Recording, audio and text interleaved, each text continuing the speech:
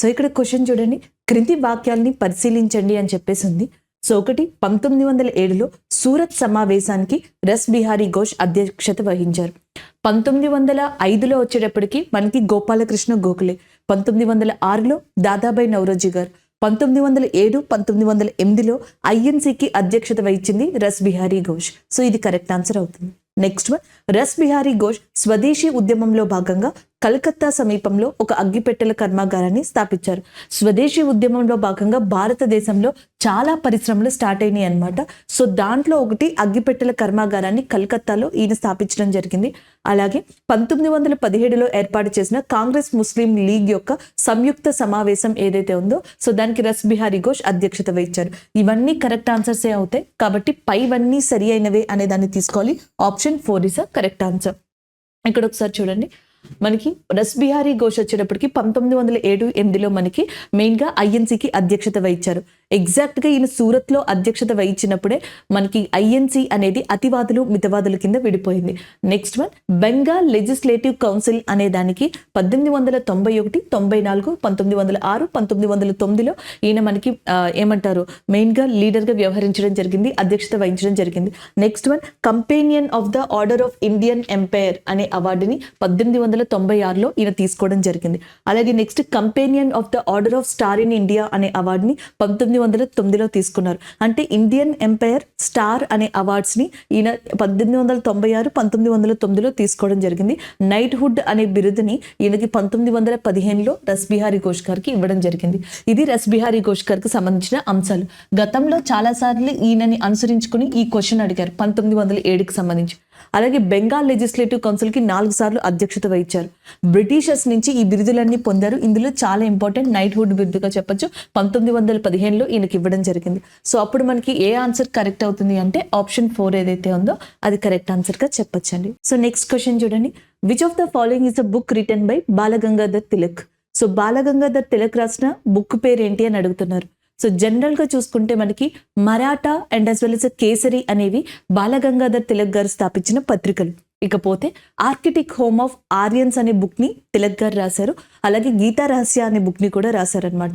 So అప్పుడు మనం చూసుకుంటే ఆప్షన్ మనకి ఏ అండ్ బి అనేవి కరెక్ట్ ఆన్సర్ అవుతాయి. సో ఫస్ట్ ఆప్షన్ లో ఏ అండ్ బి అనేది ఉంది కాబట్టి ఇది తీసుకోవచ్చు. యాక్చువల్గా ఆర్కిటిక్ హోమ్ ఆఫ్ వేదాస్ అనొచ్చు, లేదా ఆర్కిటిక్ హోమ్ ఆఫ్ ఆర్యన్స్ గా కూడా చెప్పొచ్చు. సో ఈ రెండు కూడా మనకి బుక్స్ బాలగంగాధర్ తిలక్ గారికి సంబంధించినవి. మరాఠా కేసరి అనేవి పత్రికలు. అయితే ఇంకొన్ని బుక్స్ మీకు లాస్ట్ లో రివిజన్ కి అవసరం అవుతాయి కాబట్టి ఒకసారి ఇక్కడ చూసుకోండి.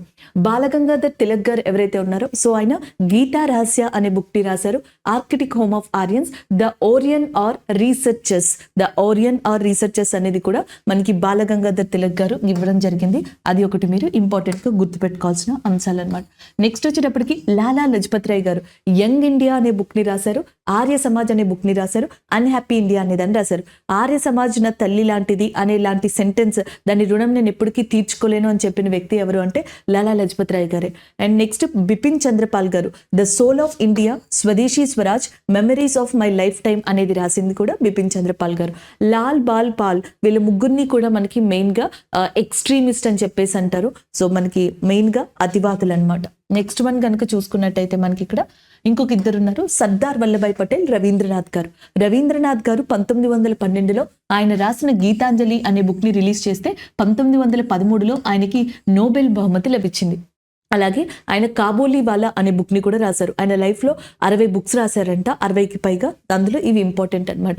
సర్దార్ వల్లభాయ్ పటేల్ గారు సో ఈయన వచ్చేటప్పటికి అంకిత్ ఏవం విదేశీ నీతి ఇలాంటి బుక్స్ ని రాయడం జరిగింది. సో జనరల్ గా సర్దార్ వల్లభాయ్ పటేల్ గారి గురించి ఈ బర్దోలి సత్యాగ్రహ గానీ ఇలాంటి క్వశ్చన్స్ అడుగుతారు కానీ బుక్స్ మాక్సిమం అడగకపోవచ్చు. నెక్స్ట్ వన్ చూద్దాం, భగత్ సింగ్ గారు. ఈయన ఇంపార్టెంట్. భగత్ సింగ్ గారికి సంబంధించి వై ఐఆమ్ ఎథిస్ట్ అనే book, jail diary and others అనే బుక్, లెటర్ టు ఫాదర్ అనే బుక్ ని రాసింది భగత్ సింగ్ గారు. ఇంక్విలాబ్ జిందాబాద్ అనే నినాదాన్ని ముందుకు తీసుకెళ్లారు. లాహోర్ కాన్స్పిరసీ కేసులో వన్ ఆఫ్ ద ఇంపార్టెంట్ వ్యక్తి. అలాగే next Hindustan socialist republic association తో కలిసి పనిచేసిన వ్యక్తిగా కూడా మనకి భగత్ సింగ్ గారిని చెప్పడం జరుగుతుంది. నెక్స్ట్ వన్ నెహ్రూ గారు. ఈయన కూడా తన లైఫ్ లో 60కి పైగా బుక్స్ రాశారంట. అందులో the discovery of India and autobiography letter from a father to his daughter అనే బుక్స్ని ఈయన రాశారనమాట. ఇంపార్టెంట్ బుక్స్ ఇవి. అలాగే నెక్స్ట్ వచ్చేటప్పటికి who lives if India dies అనే ఒక స్టేట్మెంట్ని పాస్ చేసింది కూడా జవహర్లాల్ నెహ్రూ గారే. 1929లో ఐఎన్సీకి లాహోర్లో అధ్యక్షత వహించింది కూడా ఈయనే. 1930లో మనకి పూర్ణ స్వరాజ్ రావాలి అని చెప్పి తీర్మానం చేసింది కూడా ఈయనే అనమాట. ఫిరోజ్ షా మెహతా గారు. సో ఫిరోజ్ షా మెహతా గారు మోడర్నిజం అనే బుక్ని రాశారు. అది ఒకటి గుర్తుపెట్టుకోవచ్చు. టోటల్గా ఆయన 5 బుక్స్ రాశారంట. అందులో ఒకటి మోడర్నిజం. బాంబే క్రానికల్ అనే పత్రికను కూడా ఫిరోజ్ షా మెహతా గారే ఇచ్చారు. ఈయన్ని మగటం లేని మహారాజుగా పిలవడం జరుగుతుంది. ద లైన్ ఆఫ్ బాంబేగా కూడా పిలుస్తారు. రాజా రామ్మోహన్ రాయ్ గారు సతీ, ద పెరిస్పెక్ట్స్ ఆఫ్ జీసస్ లాంటి బుక్స్ ని రాశారనమాట. కేశవ్ చంద్ర సేన్ గారు ద బ్రహ్మో సమాజ్, అలాగే న్యూ డిస్పాన్సేషన్ అనే బుక్స్ ని ఆయన రాశారు. మీరు బ్రహ్మో సమాజ్ గుర్తుపెట్టుకోండి. ఏవో హ్యూమ్ గారి యొక్క ఆటోబయోగ్రఫీని విలియం వెడర్బర్న్ అనే పర్సన్ రాశారు. సో మనకి మొట్టమొదటిగా ఏ ఇంగ్లీష్ వ్యక్తి ఐఎన్సీకి అధ్యక్షత వహించారంటే జార్జ్ యూలే. ఆయన తర్వాత నెక్స్ట్ వ్యక్తి విలియం వెడర్బర్న్. ఈయన 2 సార్లు ఐఎన్సీకి అధ్యక్షత వహించడం జరిగింది. ఈయనే ఏవో హ్యూమ్ యొక్క బయోగ్రఫీని రాశారు. అలాగే ఏవో Hume the nest and eggs of Indian birds అనే బుక్ని రాశారనమాట. అని బీసెంట్ గారు వచ్చేటప్పటికి న్యూ ఇండియా, కామన్ వీల్ అనేవి పత్రికలు 1916లో హోమ్ రూల్ లీగ్ ఉద్యమాన్ని స్థాపించారు. అలాగే 1917లో ఈమెని డిఫెన్స్ ఇండియా యాక్ట్ ద్వారా అరెస్ట్ చేయడం జరిగింది. అదే సంవత్సరం ఐఎన్సీకి అధ్యక్షత వహించిన తొలి మహిళగా కూడా అని బీసెంట్ గారు ఉన్నారు. ఆమె యొక్క బుక్స్ వచ్చేటప్పటికి thought forms and as well as occult chemistry అనేవి ఇంపార్టెంట్ బుక్స్గా ఉన్నాయి. సో అవి ఇక్కడ మనకి మెయిన్గా చెప్పొచ్చు. నెహ్రూ గారు, ఫిరోజ్ షా మెహతా, రాజా రామ్మోహన్ రాయ్ బ్రహ్మ సమాజాన్ని, ఆత్మీయ సమాజాన్ని స్థాపించింది. భారతీయ బ్రహ్మ సమాజాన్ని స్థాపించింది కేశవ్ చంద్ర సేన్. అలాగే ఇండియన్ నేషనల్ కాంగ్రెస్ ఫస్ట్ ఏదైతే ఐఎన్సీ సమావేశం జరిగిందో దానికి కార్యదర్శిగా వర్క్ చేసిన వ్యక్తి అని బీసెంట్ గారు. Home rule league movement theosophical society member. Rabindranath Tagore గారు జనగణమన లాంటి పాటల్ని రచించిన వ్యక్తిగా ఇన్ని చెప్పొచ్చు. అలాగే నెక్స్ట్ సర్దార్ వల్లభాయ్ పటేల్ గారు బర్దోలి లాంటి సత్యాగ్రహాలని చేశారు. అలాగే పంజాబ్ కేసరి అని లాలా లజపత్ రాయ్ గారిని పిలవడం జరుగుతుంది. ఇవి ఓవరాల్ గా వీటికి సంబంధించిన ముఖ్యమైన అంశాలండి. సో నెక్స్ట్ క్వశ్చన్ చూద్దాం. క్రింది వాణిలో బిపిన్ చంద్రపాల్ లండన్ లో స్థాపించిన పత్రిక పేరు ఏంటి అని చెప్పేసి అడుగుతున్నారనమాట. సో జనరల్గా ఆప్షన్స్ చూసుకుంటే ఒకటి పరిదర్శన్ అనేది ఉంది, హిందూ రివ్యూ అనేది ఉంది, ఇండియన్ స్టూడెంట్స్ అని చెప్పేసి ఉంది, ద బెంగాల్ పబ్లిక్ ఒపీనియన్ అని చెప్పేసి ఉంది. సో మనకి ఇండియన్ స్టూడెంట్స్ అనేది ఏదైతే ఉందో సో దీనిని మనకి బిపిన్ చంద్రపాల్ గారు లండన్లో స్థాపించడం జరిగింది. Option 3 is the correct answer. అంటే ఇండియన్ స్టూడెంట్స్ అనే పత్రిక ఎవరికి సంబంధించింది అంటే బిపిన్ చంద్రపాల్ గారికి గుర్తుపెట్టుకోండి. ఈవెన్ పరిదర్శన్ అనే పత్రిక కూడా బిపిన్ చంద్రపాల్ గారికి సంబంధించింది. ది బెంగాల్ పబ్లిక్ ఒపీనియన్ కానీ లేకపోతే ట్రిబ్యూన్ అనే పత్రికలకి సంపాదకీయం చేసిన వ్యక్తి బిపిన్ చంద్రపాల్ గారుగా చెప్తారు. ఒకసారి ఇక్కడ చూడండి. ఇక్కడ కనుక చూసుకున్నట్టయితే ట్రిబ్యూన్ అని చెప్పేసి ఒక పత్రిక ఉంది. సో దానిని సర్దార్ దయాల్ మజితియా సింగ్ అనే పర్సన్ స్టార్ట్ చేశారనమాట. సో దీంట్లో ట్రిబ్యూనల్ అనే పత్రికలో బిపిన్ చంద్రపాల్ గారు ఎవరైతే ఉన్నారో సో ఆయన కూడా మనకి సంపాదకీయం చేయడం జరిగింది దాంట్లోని. అండ్ ది బెంగాల్ పబ్లిక్ ఒపీనియన్లో కూడా. నెక్స్ట్ వన్ పరిదర్శన్ అనే పత్రికని ఆయనే స్థాపించారు. హిందూ రివ్యూ సుబ్రహ్మణ్యం అయ్యర్ గారు. హిందూ రివ్యూ కానీ. సమాచార దర్పణ్ ఇది వచ్చేటప్పటికి మనకి బాపిస్ట్ మిషనరీ అని చెప్పేసి ఉండేది. సో అది మనకి మెయిన్గా స్టార్ట్ చేసింది. యుగాంతర్ అనే దాన్ని అరవింద్ ఘోష్ గారు. అలాగే ఆనంద్ బజార్ పత్రిక అని చెప్పేసి ఉంది. సో దానిని వచ్చేటప్పటికి ప్రఫుల్ల కుమార్ సర్కార్ గారు స్టార్ట్ చేశారనమాట. ఇవి మీరు గుర్తుపెట్టుకోవాల్సిన మెయిన్ అంశాలు. అమృత బజార్ పత్రిక శిశిర్ కుమార్ ఘోష్ గారు. ఆనంద్ బజార్ పత్రిక ప్రఫుల్ల కుమార్ గారు. సో ఇవి ఓవరాల్ గా మీరు గుర్తుపెట్టుకోవాల్సిన ప్రధాన అంశాలు. ఆప్షన్ 3 అనేది కరెక్ట్ ఆన్సర్ అవుతుంది. సో నెక్స్ట్ క్వశ్చన్ చూద్దాం. ఈ క్రింది వాక్యాల్ని పరిశీలించండి అని చెప్పేసి అంటున్నారు. సో ఒకసారి ఇక్కడ ఎక్స్ప్లెనేషన్ అనేది చూద్దాం. సో ఫస్ట్ వన్, బెంగాల్ను విభజిస్తున్నట్లుగా 1905లో జూలై 20న మనకి వైస్రాయ్ ఎవరైతే ఉన్నారో లార్డ్ కర్జన్ అధికారికంగా ప్రకటించారు. అది కరెక్టేనండి. నెక్స్ట్ వన్, 1905 ఆగస్టు 7న బెంగాల్ విభజనకి వ్యతిరేకంగా ఉద్యమం జరిగింది. అది కూడా కరెక్టే. 1905 అక్టోబర్ 16న వైస్రాయ్ లార్డ్ కర్జన్ బెంగాల్ విభజనని అమల్లోకి తెచ్చారు. 1906లో ముస్లిం లీగ్ బెంగాల్ విభజనని వ్యతిరేకించింది. 1906లో ముస్లిం లీగ్ ఏర్పడి బెంగాల్ విభజనని ఒక రకంగా ఇండైరెక్ట్ గా సమర్థించింది, విభేదించలేదన్నమాట. సో యాక్చువల్గా ఆప్షన్ డి అనేది ఇక్కడ తప్పు. ఆల్ ఆఫ్ ద ఎబవ్ ఉండదు, ఆప్షన్ 3 ఉండదు, ఆప్షన్ 2 ఉండదు. ఎందుకంటే వీటన్నిటిలో కూడా డి అనేది ఉంది. సో ఏబిసి అనేవి కరెక్ట్ అవుతాయి. 1905లో లార్డ్ కర్జన్ విభజించు పాలించు అనే ఉద్దేశంతో మనకి ఏమంటారు బెంగాల్ని విభజిస్తున్నట్లుగా అనౌన్స్ చేశారు. అనౌన్స్ చేసిన విధంగా విభజించడం జరిగింది. సో ఆగస్టు 7, 1905న బెంగాల్ విభజనకి వ్యతిరేకంగా ఉద్యమం అనేది జరిగింది. ముస్లిం లీగ్ని ఢాకా నవాబ్ అయిన సలీముల్లా ఖాన్, అగా ఖాన్ అనే పర్సన్స్ స్థాపించారనమాట. అయితే వీళ్ళు బెంగాల్ విభజన అయితే సమర్థించారు ఇండైరెక్ట్ గా, బట్ వ్యతిరేకించలేదు. So option 1 is the correct answer. Next question చూసేటప్పటికి క్రింది వాక్యాల్లో సరైనవి ఏవి అని చెప్పేసి అడుగుతున్నారు. సో ఇక్కడ చూద్దాం. కృష్ణ కుమార్ మిత్రా స్థాపించిన సంజీవని పత్రిక 1905లో జూలై 6న బెంగాల్ విభజన వార్తని మొదటిసారిగా ప్రకటించింది. ఇది చాలా సార్లు ఇస్తూ ఉంటారండి. సో మనకి స్వదేశీ ఉద్యమం కానీ బెంగాల్ విభజనని ఎక్కువగా ప్రమోట్ చేసిన పత్రిక ఏది అంటే సంజీవని పత్రిక. ఇది కృష్ణ కుమార్ మిత్ర స్థాపించారు. నెక్స్ట్ వన్, సంజీవని వార్తా పత్రికల్లో మొదటిసారిగా బాయ్కాట్ అనే పదం వాడబడింది. శిశిర్ కుమార్ ఘోష్ గారు, ఇప్పుడే నేను చెప్పాను. సో ఆయన మనకి అమృత బజార్ అనే వార్తాపత్రికని బెంగాల్ విభజనని అధికారికంగా ప్రకటించిందని చెప్పేసి ప్రచురించడం జరిగింది. యాక్చువల్గా ఈ పత్రికని అనగదొక్కడానికే ఈ వెర్నాక్యులర్ ప్రెస్ యాక్ట్, వ్యవహారిక భాషా చట్టం లాంటివి 1878లో లార్డ్ లిట్టన్ తీసుకొచ్చారు అని కూడా చెప్తా ఉంటారు. Option 4 is the correct answer. పైవన్నీ సరి అయినవే అవుతాయి. ఇక్కడ ఎలా ఉందో అలాగే చదువుకోండి. శిశిర్ కుమార్ ఘోష్ గారు మనకి తీసుకొచ్చింది అమృత బజార్ పత్రిక. ఆనంద్ బజార్ పత్రిక అనే దాన్ని ప్రఫుల్ కుమార్ గారు ఎవరైతే ఉన్నారో, ప్రఫుల్లా కుమార్ సర్కార్ గారు, ఆయన స్టార్ట్ చేశారనమాట.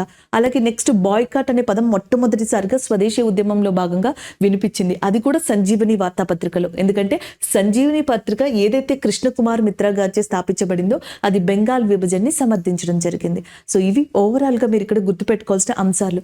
భారతదేశంలో ఈ వార్తాపత్రికలకు సంబంధించి పూర్తిగా స్వేచ్ఛనిచ్చిన పర్సన్ ఎవరు అంటే చార్లెస్ మెట్కేఫ్. వ్యవహారిక భాషా చట్టం 1878 వచ్చినప్పుడు ఎవరు viceroy? Lord Lytton. Lord Lytton తీసుకొచ్చిన ఆ ఆంక్షలని సడలించింది ఎవరు, సులభతరం చేసింది ఎవరు? రిప్పన్ గా చెప్పొచ్చు అనమాట. కన్సిడర్ ద ఫాలోయింగ్ సెంటెన్సెస్ అని చెప్పి ఉన్నాయి. క్రింది వాక్యాల్ని పరిశీలించండి. కేశవ చంద్రసేన్ కృషి ఫలితంగా బ్రిటిష్ ప్రభుత్వం 1872లో నేటివ్ మ్యారేజ్ యాక్ట్ అనేది చేసింది. అది కరెక్టే. Next one, native marriage act ని గవర్నమెంట్ మ్యారేజ్ యాక్ట్ అని కూడా పిలుస్తారు. అది కూడా కరెక్టే. ఈ చట్టం ప్రకారం కనీస వివాహ వయసు, నేటివ్ మ్యారేజ్ ప్రకారం కనీస వివాహ వయసు ఎంత అంటే స్త్రీలకి 14 సంవత్సరాలు మరియు పురుషులకి 18 సంవత్సరాలు అనమాట. సో ఇవన్నీ కరెక్టే. ఆప్షన్ వచ్చేటప్పటికి 4 ఈజ్ ద కరెక్ట్ ఆన్సర్. యాక్చువల్గా కేశవ చంద్రసేన్ గారి ఫలితంగానే నేటివ్ మ్యారేజ్ యాక్ట్ వచ్చింది. కానీ ఈయన కూతురికి ఈయన బాల్య వివాహం చేయడం వల్ల ఈయన స్థాపించిన ఏదైతే భారతీయ బ్రహ్మ సమాజం ఉందో అది విడిపోతుంది. ఈయన ఫాలోవర్స్ అందరూ విడిపోయి సాధారణ భారతీయ బ్రహ్మ సమాజ్ అనే దాన్ని కూడా ఏర్పరచడం జరుగుతుంది అనమాట. సో ఇక్కడ ఆప్షన్ 4 అనేది కరెక్ట్ ఆన్సర్ గా తీసుకోండి. నెక్స్ట్ వన్ చూద్దాం. నెక్స్ట్ వచ్చేటప్పటికి ఈ క్రింది వాక్యాల్లో సరైనవి ఏవి అని అడుగుతున్నారు. Which of the following are correct అని చెప్పి. మహారాష్ట్ర పునర్జీవన పితామహుడుగా ఎంజీ రాండే గారిని చెప్తారు. మహాగోవింద రాండే గారు. ఈయన విడోస్ ఎడ్యుకేషన్ కోసం కూడా, వితంతువుల యొక్క విద్య కోసం కృషి చేసిన వ్యక్తి కూడా ఈయన. నెక్స్ట్ వన్, మహారాష్ట్ర సోక్రటీస్ అని చెప్పేసి ఎంజీ రాండే గారిని పిలుస్తారు. నెక్స్ట్ వన్, ఎంజీ రాండే గారు హిందూ ప్రకాష్ అనే ఆంగ్ల మరాఠా పత్రికకు సంపాదకుడిగా కూడా పనిచేశారు. సో ఇవన్నీ కరెక్టే ఆన్సర్స్ దీనికి సంబంధించి. కాబట్టి పైవన్నీ సరి అయినవే అనేదాన్ని తీసుకోవచ్చు. సో నెక్స్ట్ చూడండి. బ్రిటిష్ వారి నుంచి కైజర్ ఏ హింద్ అనే బిరుదుని పొందిన మహిళ ఎవరు? అనీ బెసెంట్, సావిత్రిబా పూలే, పండిట్ రమాబాయి, పైవారందరూ. సో ఆన్సర్ వచ్చేటప్పటికి option 2 is the correct answer. Pandit Ramabai మనకి కైజర్ ఏ హింద్ అనే బిరుదుని పొందిన మహిళ అనమాట. సరోజినీ నాయుడు గారు and as well as Pandit Ramabai ఇద్దరు కూడా భారతీయ మహిళలు. బ్రిటిష్ వారి నుంచి కైజర్ ఏ హింద్ అనే బిరుదును పొందారు. అయితే సరోజినీ నాయుడు గారు జలియన్ వాలాబాగ్ ఘటన కారణంగా కైజర్ ఏ హింద్ అనే బిరుదుని తిరిగి బ్రిటిషర్స్కి ఇచ్చేయడం జరిగిందనమాట. అండ్ అనీ బెసెంట్ గారి గురించి మీకు నార్మల్గా తెలుసు. ఆమె బిరుదు పొందలేదు, బట్ ఈమె గురించి ఆల్రెడీ తెలుసు. సావిత్రిబా పూలే గారు జ్యోతిబా పూలే యొక్క వైఫ్గా చెప్పొచ్చు. First female and teacher in ఇండియాగా కూడా చెప్పొచ్చు. ఇకపోతే మనకి ఎవరైతే ఇక్కడ ఉన్నారో ఆవిడ గురించి ఒకసారి ఇక్కడ చూద్దాం. అండ్ ఎవరైతే మనకి పండిట్ రమాబాయి అనే పర్సన్ ఉన్నారో, ఎవరికైతే కైజర్ ఏ హింద్ అనే బిరుదు వచ్చిందో, ఆమె శారదా సదన్ ముక్తి మిషన్ లాంటివి స్థాపించారు. అలాగే సరస్వతి అనే బిరుదుని కూడా పొందారు. భారతదేశంలో పండిట్ అనే బిరుదుని పొందిన మొట్టమొదటి మహిళ రమాబాయి గారు. నెక్స్ట్ వన్, కేశవ చంద్రసేన్ గారు ఆమెకి ఒక వేదాల కాపీని కూడా ఇచ్చారంట. అంటే మీకు 4 ఆప్షన్స్లో ఎక్కడైనా ఈ ఆప్షన్ ఇస్తే యూజ్ అవుతుందేమో అని ఇచ్చానమాట. ఒక పాయింట్గా గుర్తుపెట్టుకోండి. ఆర్య మహిళా సమాజ్ అనే దాన్ని పూణేలో స్థాపించారనమాట. 1882లో హంటర్ కమిషన్ అనేది వచ్చినప్పుడు సో ఈమె కొన్ని ప్రతిపాదనలు చేయడం జరిగింది. వాళ్ళకి చెప్పడం జరిగింది, విమెన్ స్కూల్ ఇన్స్పెక్టర్ అనే వాళ్ళు ఖచ్చితంగా ఉండాలి. అండ్ విమెన్స్ని కూడా మెడికల్ కాలేజెస్లో చేర్పించుకోవాలి. విమెన్స్ని ట్రీట్ చేయడానికి విమెన్ డాక్టర్స్ కావాలి. ఇలాంటి సిఫార్సులు ఇక్కడ చేశారంట ఆవిడ. And next one, women's medical movement అనేది లేడీ డఫ్రిన్ స్టార్ట్ చేసినప్పుడు ఆమె కూడా పార్టిసిపేట్ చేశారు. కైజర్ ఏ హింద్ అనే బిరుదుని భారతదేశంలో పండిట్ రమాబాయ్, సరోజినీ నాయుడు, ఎమీనా హైదరీ, సోరాబ్జీ, కర్నూలియా సోరాబ్జీ అనే పర్సన్స్ పొందారు. సరోజినీ నాయుడు గారు హైదరాబాద్ లో ఫ్లడ్స్ వచ్చినప్పుడు సేవ చేసినందుకు గాను ఈమెకి ఆ అవార్డు వచ్చింది. అలాగే నెక్స్ట్ ఎమీనా హైదరీ గారికి కూడా మూసీ ఫ్లడ్స్ వచ్చినప్పుడు సహాయం చేసినందుకు ఆ అవార్డు అనేది వచ్చింది. కార్నెలియా సోరాబ్జీ అనే పర్సన్ ఫస్ట్ ఫీమేల్ అడ్వకేట్ ఇండియాలో, సో బిఫోర్ ఇండిపెండెన్స్, ఆమెకు కూడా కైజర్ ఏ హింద్ అనే అవార్డుని ఇవ్వడం జరిగింది అనమాట. సో ఇక్కడ మనకి చూసుకుంటే ఆన్సర్ ఏమవుతుంది అంటే option 2 is a correct answer. అలాగే ప్రీవియస్ క్వశ్చన్స్లో నేను ఫాస్ట్గా చెప్పుకుంటూ వెళ్ళాను, కాకపోతే కొన్ని ఇన్ఫర్మేషన్స్ నేను ఆల్రెడీ ఇక్కడ మీకు రాసి పెట్టి ఉంచాను, ఒకసారి ఇక్కడ చూడొచ్చు. ఎవరైతే మనకి ఎంజి రనాడే గారు ఉన్నారో ఆయనని కాంటెంపరీ ఆఫ్ జ్యోతిబా పూలే గారికి కూడా చెప్పడం జరుగుతుంది. జ్యోతిరావు పూలే గారు సత్యశోధక సమాజ్ అనే దాన్ని స్టార్ట్ చేశారు. ఆ సత్యశోధక సమాజ్లో కో-ఫౌండర్గా ఉన్నది ఎంజి రనాడే గారు. ఈయనతో పాటు ఆయన కూడా ఉన్నారు. అలాగే రనాడే గారికి తిలక్ గారికి కొన్ని భేదాభిప్రాయాలు ఉన్నాయి. ఎందుకంటే ఈ బాలగంగాధర్ తిలక్ గారు, రనాడే గారు, అలాగే నెక్స్ట్ జ్యోతిబా పూలే గారు, వీళ్ళందరూ కూడా మెయిన్గా మనకి మహారాష్ట్రకి సంబంధించిన ఇంపార్టెంట్ ఫ్రీడమ్ ఫైటర్స్. అయితే తిలక్ గారి యొక్క ఉద్దేశం ఏంటి అంటే పొలిటికల్ రిఫార్మ్స్, రాజకీయ సంస్కరణలు ముఖ్యమంట సామాజిక సంస్కరణల కన్నా. కానీ రాండే గారు ఏమంటారంటే సామాజిక సంస్కరణలు ముఖ్యం, రాజకీయ సంస్కరణల కన్నా అంటారు. ఇవి మీకు ఎక్కడైనా ఆప్షన్స్లో యూజ్ అవుతాయేమో ఒకసారి గుర్తుపెట్టుకోండి అంతే. నెక్స్ట్ వన్ చూద్దాం. ఇక్కడ నెక్స్ట్ వచ్చేటప్పటికి కేశవ చంద్రసేన్ గారి దగ్గర అన్నీ మీకు గుర్తుంటాయి, కానీ ఒకవేళ అక్కడ ఏమైనా మార్చిస్తే ఇబ్బంది పడతారేమో. కేశవ చంద్రసేన్ గారు 1872లో బ్రిటిషర్స్ నేటివ్ మ్యారేజ్ యాక్ట్ అనేది తీసుకొచ్చినప్పుడు కృషి చేశారు. ఆయన కృషి వల్ల వచ్చింది, one of the main person. So అందులో మనకి మ్యారేజెస్ ఏజెంట్స్ని కూడా మనకి సెట్ చేయడం జరిగింది, అది కూడా మనం చెప్పాం. అయితే ఆ నేటివ్ మ్యారేజ్ యాక్ట్ని ఇండియన్ క్రిస్టియన్ మ్యారేజ్ యాక్ట్ అని కూడా పిలుస్తారంట. 1872లో ఆ చట్టం వచ్చినప్పుడు నార్త్ బ్రూక్ అనే పర్సన్ వైస్రాయ్గా ఉన్నారు. అండ్ నెక్స్ట్ వన్ 1929 28 సెప్టెంబర్న శారదా చట్టం వచ్చింది. నేటివ్ మ్యారేజ్ యాక్ట్ తర్వాత నెక్స్ట్ చాలా పాపులర్ చైల్డ్ మ్యారేజ్ యాక్ట్గా శారదా యాక్ట్ని చెప్తాం. సో శారదా చట్టం ప్రకారం అమ్మాయికి 14 సంవత్సరాలు, అబ్బాయికి 18 సంవత్సరాలు వచ్చిన తర్వాతే వివాహ వయసుగా కన్సిడర్ చేస్తారనమాట. ఈ శారదా చట్టం రావడానికి కారణం హెరిబిలిస్ శారదా అనే పర్సన్ అనమాట. నెక్స్ట్ వన్, ఆ తర్వాత ఇండియాకి ఇండిపెండెన్స్ వచ్చాక prohibition of child marriage act 2006 అనేది రాబడింది. సో ఇలా మనకి మ్యారేజెస్ యాక్ట్స్ చైల్డ్కి సంబంధించి మారుతానే ఉన్నాయి, అవి కావాలంటే చూసుకోవచ్చు. ప్రీవియస్ క్వశ్చన్స్కి ఎక్స్ప్లెనేషన్స్ అనమాట, మీకు యూజ్ అవుతుందని. నెక్స్ట్ క్వశ్చన్ చూద్దాం. కలకత్తా విశ్వవిద్యాలయం నుంచి గ్రాడ్యుయేషన్ పొందిన మొట్టమొదటి వ్యక్తి ఎవరు? So who was the first person of graduate from the Calcutta university అని చెప్పేసి అడుగుతున్నారు. So nothing but Bankim Chandra Chatterjee గారుగా చెప్పొచ్చు. ఈయన కలకత్తా యూనివర్సిటీ నుంచి గ్రాడ్యుయేషన్ పొందిన మొదటి వ్యక్తి అనమాట. మనం చెప్పుకుంటాం కదా, మొట్టమొదటి పార్సీ గ్రాడ్యుయేషన్ ఫిరోజ్ షా మెహతా గారని. అలాగే కలకత్తా నుంచి ఫస్ట్ గ్రాడ్యుయేట్ అయిన వ్యక్తి బంకిం చంద్ర చటర్జీ గారు. ఈయన ఆనంద్ మఠ్ ఏదైతే ఉంటుందో దాన్ని రాశారు. ఆ ఆనంద్ మఠ్ నుంచే మనకి వందే మాత్రం అనేది కూడా తీసుకోవడం జరిగింది. అలాగే వితంతు పునర్వివాహాలకి కృషి చేసిన వ్యక్తి ఈశ్వరచంద్ర విద్యాసాగర్ గారు. కేశవ చంద్రసేన్ గారి గురించి, శివపాద బెనర్జీ గారి గురించి ఆల్రెడీ ప్రీవియస్ లో మనం చెప్పుకున్నాం కాబట్టి సో నేను ఇక్కడ తీసేస్తున్నాను. Option 2 is a correct answer. So next one చూద్దాం. సో నెక్స్ట్ క్వశ్చన్ చూద్దాం. 1877లో జరిగిన ఢిల్లీ దర్బార్లో భారతీయులకి కూడా బ్రిటిష్ పౌరులు అనుభవిస్తున్న రాజకీయ మరియు సామాజిక హోదా ఇవ్వండి అని విన్నపం చేసింది ఎవరు? సో ఈశ్వరచంద్ర విద్యాసాగర్, యాక్చువల్గా ఇది శశిపాద బెనర్జీ అండ్ గణేష్ వసుదేవ జోషి, ఎంజి రాండే అని చెప్పేసి ఉన్నారనమాట. ఆన్సర్ వచ్చేటప్పటికి జీవి జోషి, గణేష్ వాసుదేవన్ జోషి ఎవరైతే ఉన్నారో ఈయన అడిగారనమాట. యాక్చువల్గా 1877లో ఢిల్లీ దర్బారులో భారతీయులకి కూడా బ్రిటిష్ పౌరులు అనుభవిస్తున్న ఏవైతే రాజకీయ సామాజిక హోదాలు ఉన్నాయో అవి ఇమ్మని. ఢిల్లీ దర్బార్ అనేది జనరల్గా మనకి 3 సార్లు జరిగింది ఇండియాలో. ఒకసారి వచ్చేటప్పటికి 1877, రెండోసారి 1903, మూడోసారి 1911. 1877లో మొట్టమొదటి ఢిల్లీ దర్బార్ని నిర్వహించింది లార్డ్ లిట్టన్ అనే పర్సన్. థామస్ హెన్రీ థార్టన్ అనే యొక్క నాయకత్వంలో ఈ ఢిల్లీ దర్బార్ జరిగింది. అప్పుడు వైస్రాయ్ వచ్చేటప్పటికి లిట్టన్ అండ్ క్వీన్ విక్టోరియా యొక్క ఆధ్వర్యంలో ఇది జరిగిందనమాట. నెక్స్ట్ వన్ 1903లో లార్డ్ కర్జన్ ఆధ్వర్యంలో 2వ ఢిల్లీ దర్బార్ జరిగింది. King Edward and queen Alexandria మెయిన్గా ఉన్నారు ఇక్కడ. నెక్స్ట్ వన్ 1911లో 3వ దర్బార్, లాస్ట్ ఢిల్లీ దర్బార్ జరిగింది. జార్జ్ 5 అండ్ క్వీన్ మ్యారీ ఇండియాని విజిట్ చేసినప్పుడు 9 days జరిగింది. లార్డ్ హర్డింజ్ ఉన్నారనమాట. లిట్టన్, కర్జన్, హర్డింజ్ నేతృత్వంలో 3 సార్లు ఢిల్లీ దర్బార్ అనేది జరిగింది. అప్పుడు గణేష్ వాసుదేవ్ జోషి మనకి మొదటి ఢిల్లీ దర్బార్లో ఆ మాట చెప్పడం జరిగింది. అక్కడ కనిపిస్తున్న శశిపాద, యాక్చువల్గా అది శశిపాద బెనర్జీ గారు అనంతపూర్ అనే ఒక ఆంతపూర్ అనే ఒక పత్రికని స్థాపించారు. ఇది ఇండియాలో ఒక విమెన్ టీం, ఇది యొక్క ఇద్దరు కూతుర్లు మరియు మిగతా విమెన్ టీం కలిసి నడిపిన పత్రికగా కాబట్టి దీన్ని చెప్తారు. భారత శ్రమజీవి అనే ఒక ఆర్గనైజేషన్ ని, ఇండియన్ వర్కర్ ఆర్గనైజేషన్ ని శశిపాద బెనర్జీ గారు ఎస్టాబ్లిష్ చేయడం జరిగింది. సో లాస్ట్ లో అంటే మనకి ముందర క్వశ్చన్ లో కూడా ఈయన ఉన్నారు. సో ఈయనకి సంబంధించిన ఇన్ఫర్మేషన్ అది, ఈ క్వశ్చన్ కి సంబంధించిన ఇన్ఫర్మేషన్ అది. So this is about all Delhi Darbar information. Next question చూద్దాం. ఈ క్రింది వాక్యాల్లో సరి అయిన వాక్యం కానిది ఏది అని చెప్పేసి అడుగుతున్నారు. So next question, which of the following sentence is incorrect? క్రింది వాక్యాల్లో సరికానిది ఏది? సో ఇందులో ఒకటి వచ్చేటప్పటికి సహోదర సంఘం అనే దాన్ని చెన్నై కేంద్రంగా 1917లో స్థాపించింది మనకి అయ్యప్పన్ గారు. ఇది ఎందుకు అంటే కుల వ్యవస్థకి వ్యతిరేకంగా పోరాటం చేయడానికి. అది కరెక్ట్ అనమాట. శ్రీ అయ్యప్పన్ అన్ని కులాల వారు ఒకే వేదికపై భోజనం చేసే మిశ్రమ భోజనం అనే కార్యక్రమాన్ని నిర్వహించారు. అండ్ ఈయన నారాయణ గురువు యొక్క అనుచరుడు. ఇతని నినాదం ఒకే కులం, ఒకే మతం, ఒకే దేవుడు. యాక్చువల్గా one cost, one religion, one God అనే నినాదం ఆయన గురువు అయిన నారాయణ గురువుది అండ్ ఈయనది కాదనమాట. కాబట్టి ఈ ఆప్షన్ అనేది తప్పు. ఎందుకంటే అయ్యప్పన్ గారి నినాదాన్ని ఇచ్చారు, అయ్యప్పన్ది కాదు.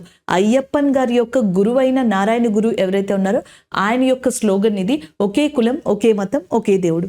కాబట్టి క్రింది వాక్యాల్లో సరికానిది ఏది అంటే ఆప్షన్ 4గా తీసుకోవచ్చు. సో దీనికి సంబంధించిన ఎక్స్ప్లెనేషన్ అనేది ఒకసారి ఇక్కడ చూద్దాం. So one caste, one religion, one God అనే దాన్ని నారాయణ గురు అనే వ్యక్తి తీసుకొచ్చారనమాట. నారాయణ గురు అనే శిష్యుడు ఎవరైతే ఉన్నారో అయ్యప్పన్, ఈయన వచ్చేటప్పటికి no religion, no caste and no god for mankind అని చెప్పేసి చెప్పడం జరిగిందనమాట. సో కులం లేదు, అలాగని చెప్పేసి నెక్స్ట్ వచ్చేటప్పటికి క్యాస్ట్, మతం లేదు, కులం లేదు and as well as no god of mankind అనేది కూడా లేదు అని చెప్పిన వ్యక్తి ఈయన. హిందీ, హిందూ, హిందుస్థాన్ అనేది చెప్పింది హరిశ్చంద్ర గారు. హిందీ, హిందూ, హిందుస్థాన్ హరిశ్చంద్ర గారు.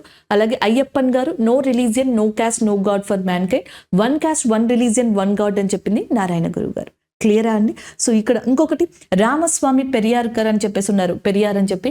ఆయన తమిళనాడులో సెల్ఫ్ రెస్పెక్ట్ మూవ్మెంట్ ని కూడా స్టార్ట్ చేసిన వ్యక్తిగా ఆయన్ని చెప్పొచ్చు అనమాట. సో ఇక్కడ ఆప్షన్ 4 తీసుకోవచ్చు. నెక్స్ట్ వన్ చూద్దాం. So next question, Raja Rammohan Roy ప్రారంభించిన ఏ పత్రికని లైసెన్సింగ్ రెగ్యులేషన్ చట్టం 1823 ప్రకారం నిలిపివేశారు అని చెప్పేసి అడుగుతున్నారు. ఇక్కడ క్వశ్చన్ చూడండి, లైసెన్సింగ్ రెగ్యులేషన్ చట్టం. ఈ చట్టాన్ని 1823లో అప్పట్లో యాక్టింగ్ గవర్నర్ జనరల్ అయిన జాన్ యాడమ్ అనే పర్సన్ ఎవరైతే ఉన్నారో ఆయన తీసుకొచ్చారనమాట. సో జాన్ యాడమ్ దీన్ని తీసుకురావడం జరిగింది. ఈ చట్టం ప్రకారం ఏంటంటే, సో జనరల్గా అప్పుడులో మనకి ఎవరైతే బ్రిటిషర్స్ కాకుండా మిగతా యూరోపియన్స్ ఉన్నారో, ఎస్పెషల్లీ పోర్చుగీస్ లాంటి వాళ్ళ యొక్క పత్రికల్లో కానీ వాళ్ళ యొక్క పబ్లికేషన్స్లో కానీ బ్రిటిషర్స్ గురించి తప్పుగా రాయకుండా, బ్రిటిషర్స్ని వక్రీకరించకుండా ఉండడానికి కంట్రోల్ చేయడం, అలాగే ఇండియన్స్కి సంబంధించిన పత్రికలు ఏవైతే అప్పట్లో రన్ అవుతున్నాయో వాటిని కూడా కంట్రోల్ చేసే ఉద్దేశంతో లైసెన్సింగ్ రెగ్యులేషన్ చట్టాన్ని తీసుకొచ్చారు. సో ఆ చట్టానికి వ్యతిరేకంగా ఎవరైతే మనకి మెయిన్గా రాజా రామ్మోహన్ రాయ్ గారు మీరాత్ ఉల్ అక్బర్ అనే దాన్ని స్టార్ట్ చేశారో, సో దాన్ని నిలిపివేశారు. దీనినే డేరింగ్ యాక్ట్ అని కూడా అంటారు. దీన్ని డేరింగ్ యాక్ట్ లో భాగంగా చేశారని కూడా చెప్పడం జరుగుతుంది. అలాగే రాజా రామ్మోహన్ రాయ్ గారు ఎస్టాబ్లిష్ చేసిన ఫస్ట్ పర్షియన్ పత్రికగా కూడా మీరాత్ ఉల్ అక్బర్ అనేదాన్ని చెప్తారు. మిగిలినవన్నీ సంవాద కౌముది, బంగదూత, బ్రాహ్మణ సేవది ఇవన్నీ కూడా రాజా రామ్మోహన్ రాయ్ గారి యొక్క ముఖ్యమైన పత్రికలు. So next one, match the following అని చెప్పేసి అడుగుతున్నారు. క్రింది వాటిని జతపరచండి అని చెప్పి. చీరాల పేరాల ఉద్యమం, పల్నాడు అటవీ సత్యాగ్రహం, పెదనందిపాడు పన్నుల నిరాకరణ ఉద్యమం అండ్ ఏకా ఉద్యమం అని చెప్పేసి ఉన్నాయి. సో వీటిని మనం ఒకదానికొకటి పెట్టాలి.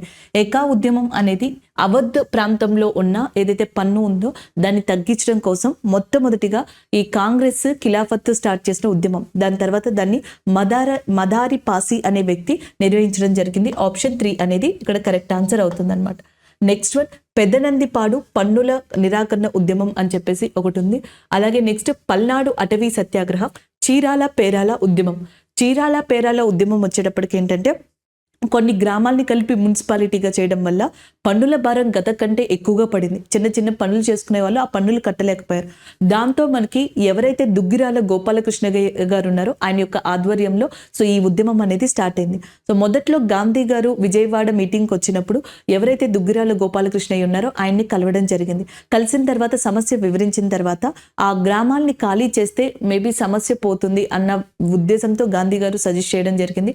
దాంతో ఈ చీరాల చీరాల పేరాల్లో ఉన్న గ్రామాల్లోని ప్రజల్ని దుగ్గిరాల గోపాలకృష్ణయ్య గారు అక్కడి నుంచి వెకేట్ చేయించి ఆ చివరిన అవుట్స్కట్స్లో ఉన్న రామ్ నగర్ అనే ప్రాంతానికి తరలించారు. చాలా నెలలు అక్కడే ఉన్నారు.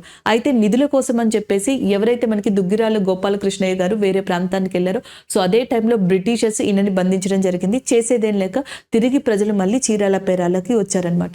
సో దుగ్గిరాల గోపాలకృష్ణయ్య గారితో ఆప్షన్ 2 అనేది ఇక్కడ మనం జనరల్గా పెట్టచ్చు. సో నెక్స్ట్ వచ్చేటప్పటికి మనకి చూసుకున్నట్టయితే పల్నాడు అటవీ సత్యాగ్రహ అని చెప్పేసింది కన్నెగంటి హనుమంతరావు ఎవరైతే ఉన్నారో ఆయన స్టార్ట్ చేశారు. ఆయన మరణంతోనే ఈ ఉద్యమం అనేది ఆగిపోయింది. నెక్స్ట్ పెదనందిపాడు పన్నుల నిరాకరణ ఉద్యమం పర్వతనేని వీరయ్య చౌదరి గారు చేశారు. ఆప్షన్ 4 అనేది కరెక్ట్ ఆన్సర్ అవుతుంది. So 2143 is the correct answer. Option 3 is the correct one. So Chirala Perala Duggirala Gopalakrishnayya గారు, పల్నాడు అటవీ సత్యాగ్రహం హనుమంతరావు గారు, పెదనందిపాడు వచ్చేటప్పటికి పర్వతనేని వీరయ్య చౌదరి గారు, ఎకా ఉద్యమం మదారి పాసి గారు అనమాట. సో జనరల్ గా కనుక ఇక్కడ మనం చూసుకున్నట్టయితే పల్నాడు సత్యాగ్రహం ఉంది చూసారా, అది గుంటూరు జిల్లా ప్రాంతంలో జరిగిందనమాట. అక్కడ ఎక్కువగా ఎవరైతే గిరిజనులు ఉన్నారో సో వాళ్ళు పశువుల్ని మేయించడానికి లేకపోతే కలప కోసం, చెక్క కోసం, వంట చెక్క కోసం అడవులను ఎక్కువగా ఉపయోగించుకునేవాళ్ళు. సో అదే టైంలో ఈ గిరిజనుల్ని బ్రిటిషర్స్ ఇబ్బంది పెట్టడం స్టార్ట్ చేశారు. 1921లో కరువు కూడా సంభవించడంతో ఇవన్నీ కూడా అక్కడున్న ప్రజలు బ్రిటిషర్స్ మీద తిరుగుబాటుకి కారణమయ్యాయి అన్నమాట.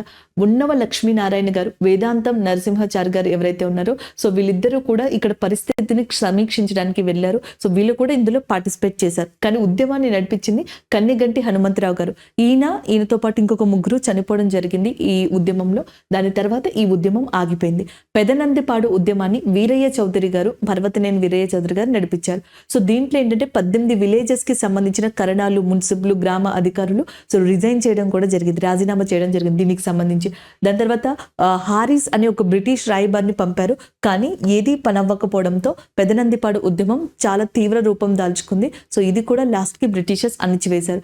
నెక్స్ట్ చీరాల పేరాల ఉద్యమం ప్రకాశం జిల్లా 1919 ప్రాంతంలో జరిగింది. పురపాలక సంఘం ఏదైతే ఉంటుందో అది చేయడం వల్ల, ఈ గ్రామాలను అలా చేయడం వల్ల సంవత్సరానికి 4,000 రూపాయల పన్ను వసూలు చేసే ఈ ప్రాంతాలు 40,000 పన్ను వసూలు చేసే ప్రాంతాలుగా అయిపోయినాయి. ఇది ప్రజల మీద ఎక్కువ భారం పడింది. సో గాంధీ గారు విజయవాడ సభకు వచ్చినప్పుడు ఆయన ఇచ్చిన సజెషన్ ఏదైతే ఉందో సో దాన్ని పాటించినా సరే ఈ ఉద్యమం సక్సెస్ అవ్వలేదు.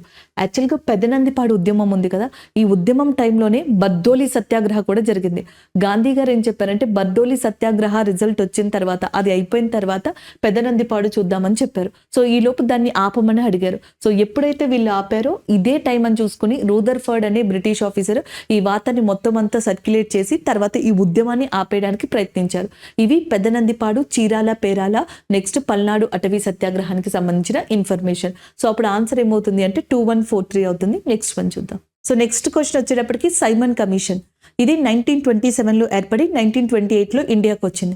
దీంట్లో 7 సభ్యులు కూడా బ్రిటిషర్సే. అందుకే దీన్ని గాంధీ గారి లాంటి వాళ్ళు వైట్ కమిషన్ అని చెప్పేసి పిలిచారు. గాంధీ, మహమ్మద్ అలీ జిన్నా లాంటి వ్యక్తులు దీన్ని వ్యతిరేకించడం జరిగింది.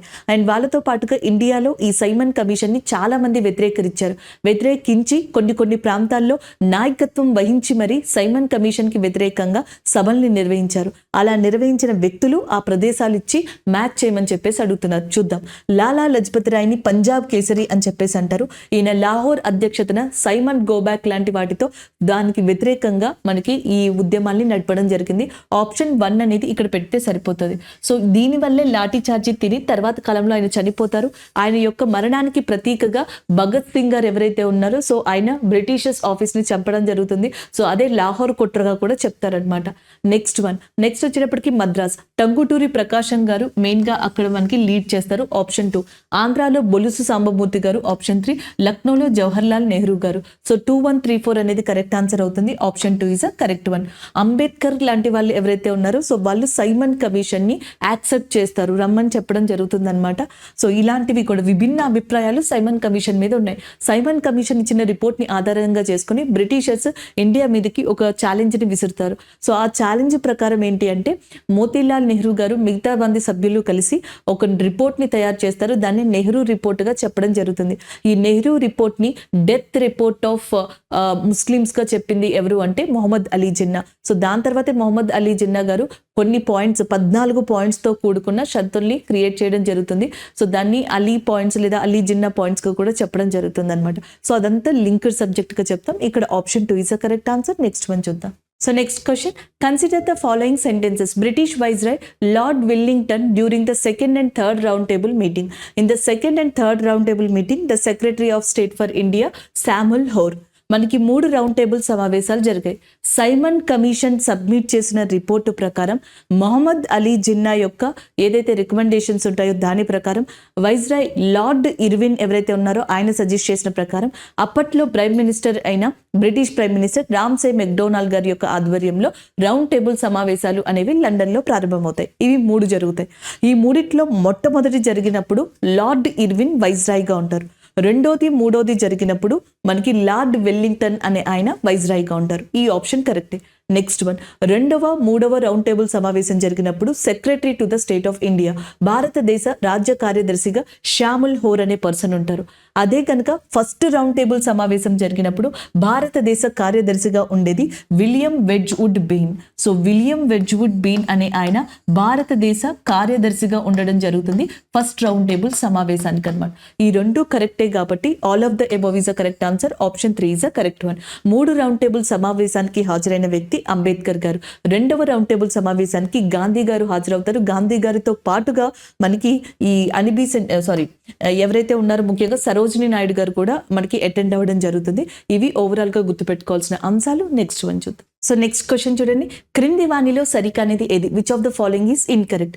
1931లో ఐఎన్సి సమావేశం సర్దార్ వల్లభాయ్ పటేల్ అధ్యక్షతన కరాచీలో జరిగినప్పుడు ప్రాథమిక హక్కులు అనే భావాన్ని ప్రస్తావించారు. సో ఆ రిజల్యూషన్ ని ప్రవేశపెట్టారు. అది అక్కడ యాక్సెప్ట్ అయ్యిందనమాట. సో 1931లో ఐఎన్సి సమావేశం సర్దార్ వల్లభాయ్ పటేల్ అధ్యక్షత కరాచీలో జరిగింది. కరెక్ట్.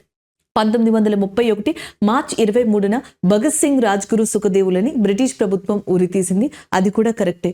సో అలాగే ఇంక్విలాబ్ జిందాబాద్ లాంటి నినాదాల్ని ముందుకు తీసుకెళ్లారు. కీర్తి లాంటి పత్రికలో మనకి మెయిన్ గా సంపాదకీయం చేశారు భగత్ సింగ్ గారు. లాహోర్ కొట్టు కేసులో కూడా ఈయన one of the main important వ్యక్తిగా ఉన్నారు. మోతీలాల్ నెహ్రూ గారు రూపకల్పన చేసిన ప్రాథమిక హక్కుల తీర్మానం 1931 కరాచీ ఐఎన్సీలో ఆమోదించబడింది. మోతీలాల్ నెహ్రూ గారు స్వరాజ్య పార్టీ వన్ ఆఫ్ ద స్థాపకుడు అండ్ మొట్టమొదటి కార్యదర్శి కూడా. మోతీలాల్ నెహ్రూ గారు 1919లో ఒకసారి, 1928లో ఒకసారి ఐఎన్సీకి అధ్యక్షత వహించారు. కానీ కరాచీ తీర్మానం జరిగింది 1931లో. దానికి సర్దార్ వల్లభాయ్ పటేల్ గారు అధ్యక్షత వహించారు, మోతీలాల్ నెహ్రూ గారు కాదు. కాబట్టి సరికానిది ఏది అంటే ఆప్షన్ 3 తీసుకోవచ్చు. జవహర్లాల్ నెహ్రూ రూపకల్పన చేసిన జాతీయ ఆర్థిక విధాన తీర్మానం 1931 కరాచీ ఐఎన్సీలో ఆమోదించబడింది. అది కూడా కరెక్టే. సో ఇక్కడ మనకి మెయిన్గా ఏంటి అంటే ఇక్కడ ఇంకోటి గుర్తుపెట్టుకోండి, కరాచీ సెక్షన్ జరిగినప్పుడు ఆ ప్రాథమిక హక్కులు, ఆర్థిక విధానం అనేవి కూడా ప్రస్తావించబడ్డాయి. అధ్యక్షత వహించింది సర్దార్ వల్లభాయ్ పటేల్ గారు, కానీ జాతీయ ఆర్థిక విధాన తీర్మానాన్ని రూపొందించింది మాత్రం జవహర్లాల్ నెహ్రూ గారు. ఆ డిఫరెన్స్ గుర్తుపెట్టుకోండి. Option 3 is the correct answer. Next one చూద్దాం.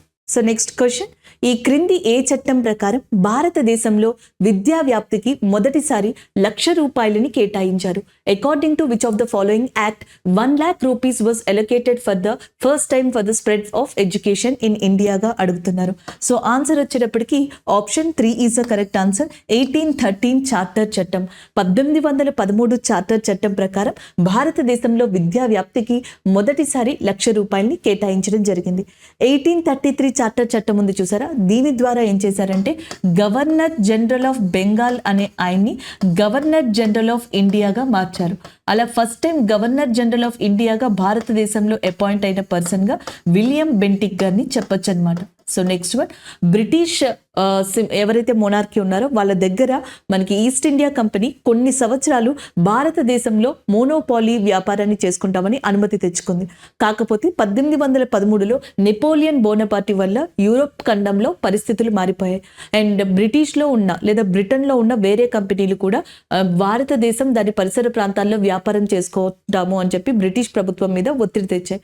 దాంతో ఏదైతే ఈస్ట్ ఇండియా కంపెనీకి భారతదేశం మీద మోనోపాలీ హక్కుల్ని ఇచ్చారో దాన్ని తీసేశారు. మోనోపాలీ హక్కుల్ని ఎప్పుడు తీశారంటే 1813లో. కానీ ఇక్కడ టీ వ్యాపారానికి సంబంధించి, చైనాతో వ్యాపారానికి సంబంధించి మాత్రం మోనోపాలీని ఈస్ట్ ఇండియా కంపెనీకి అలాగే ఉంచి మిగిలిన వాటిల్లో మాత్రం మోనోపాలీని తీసేసింది బ్రిటిష్ ప్రభుత్వం.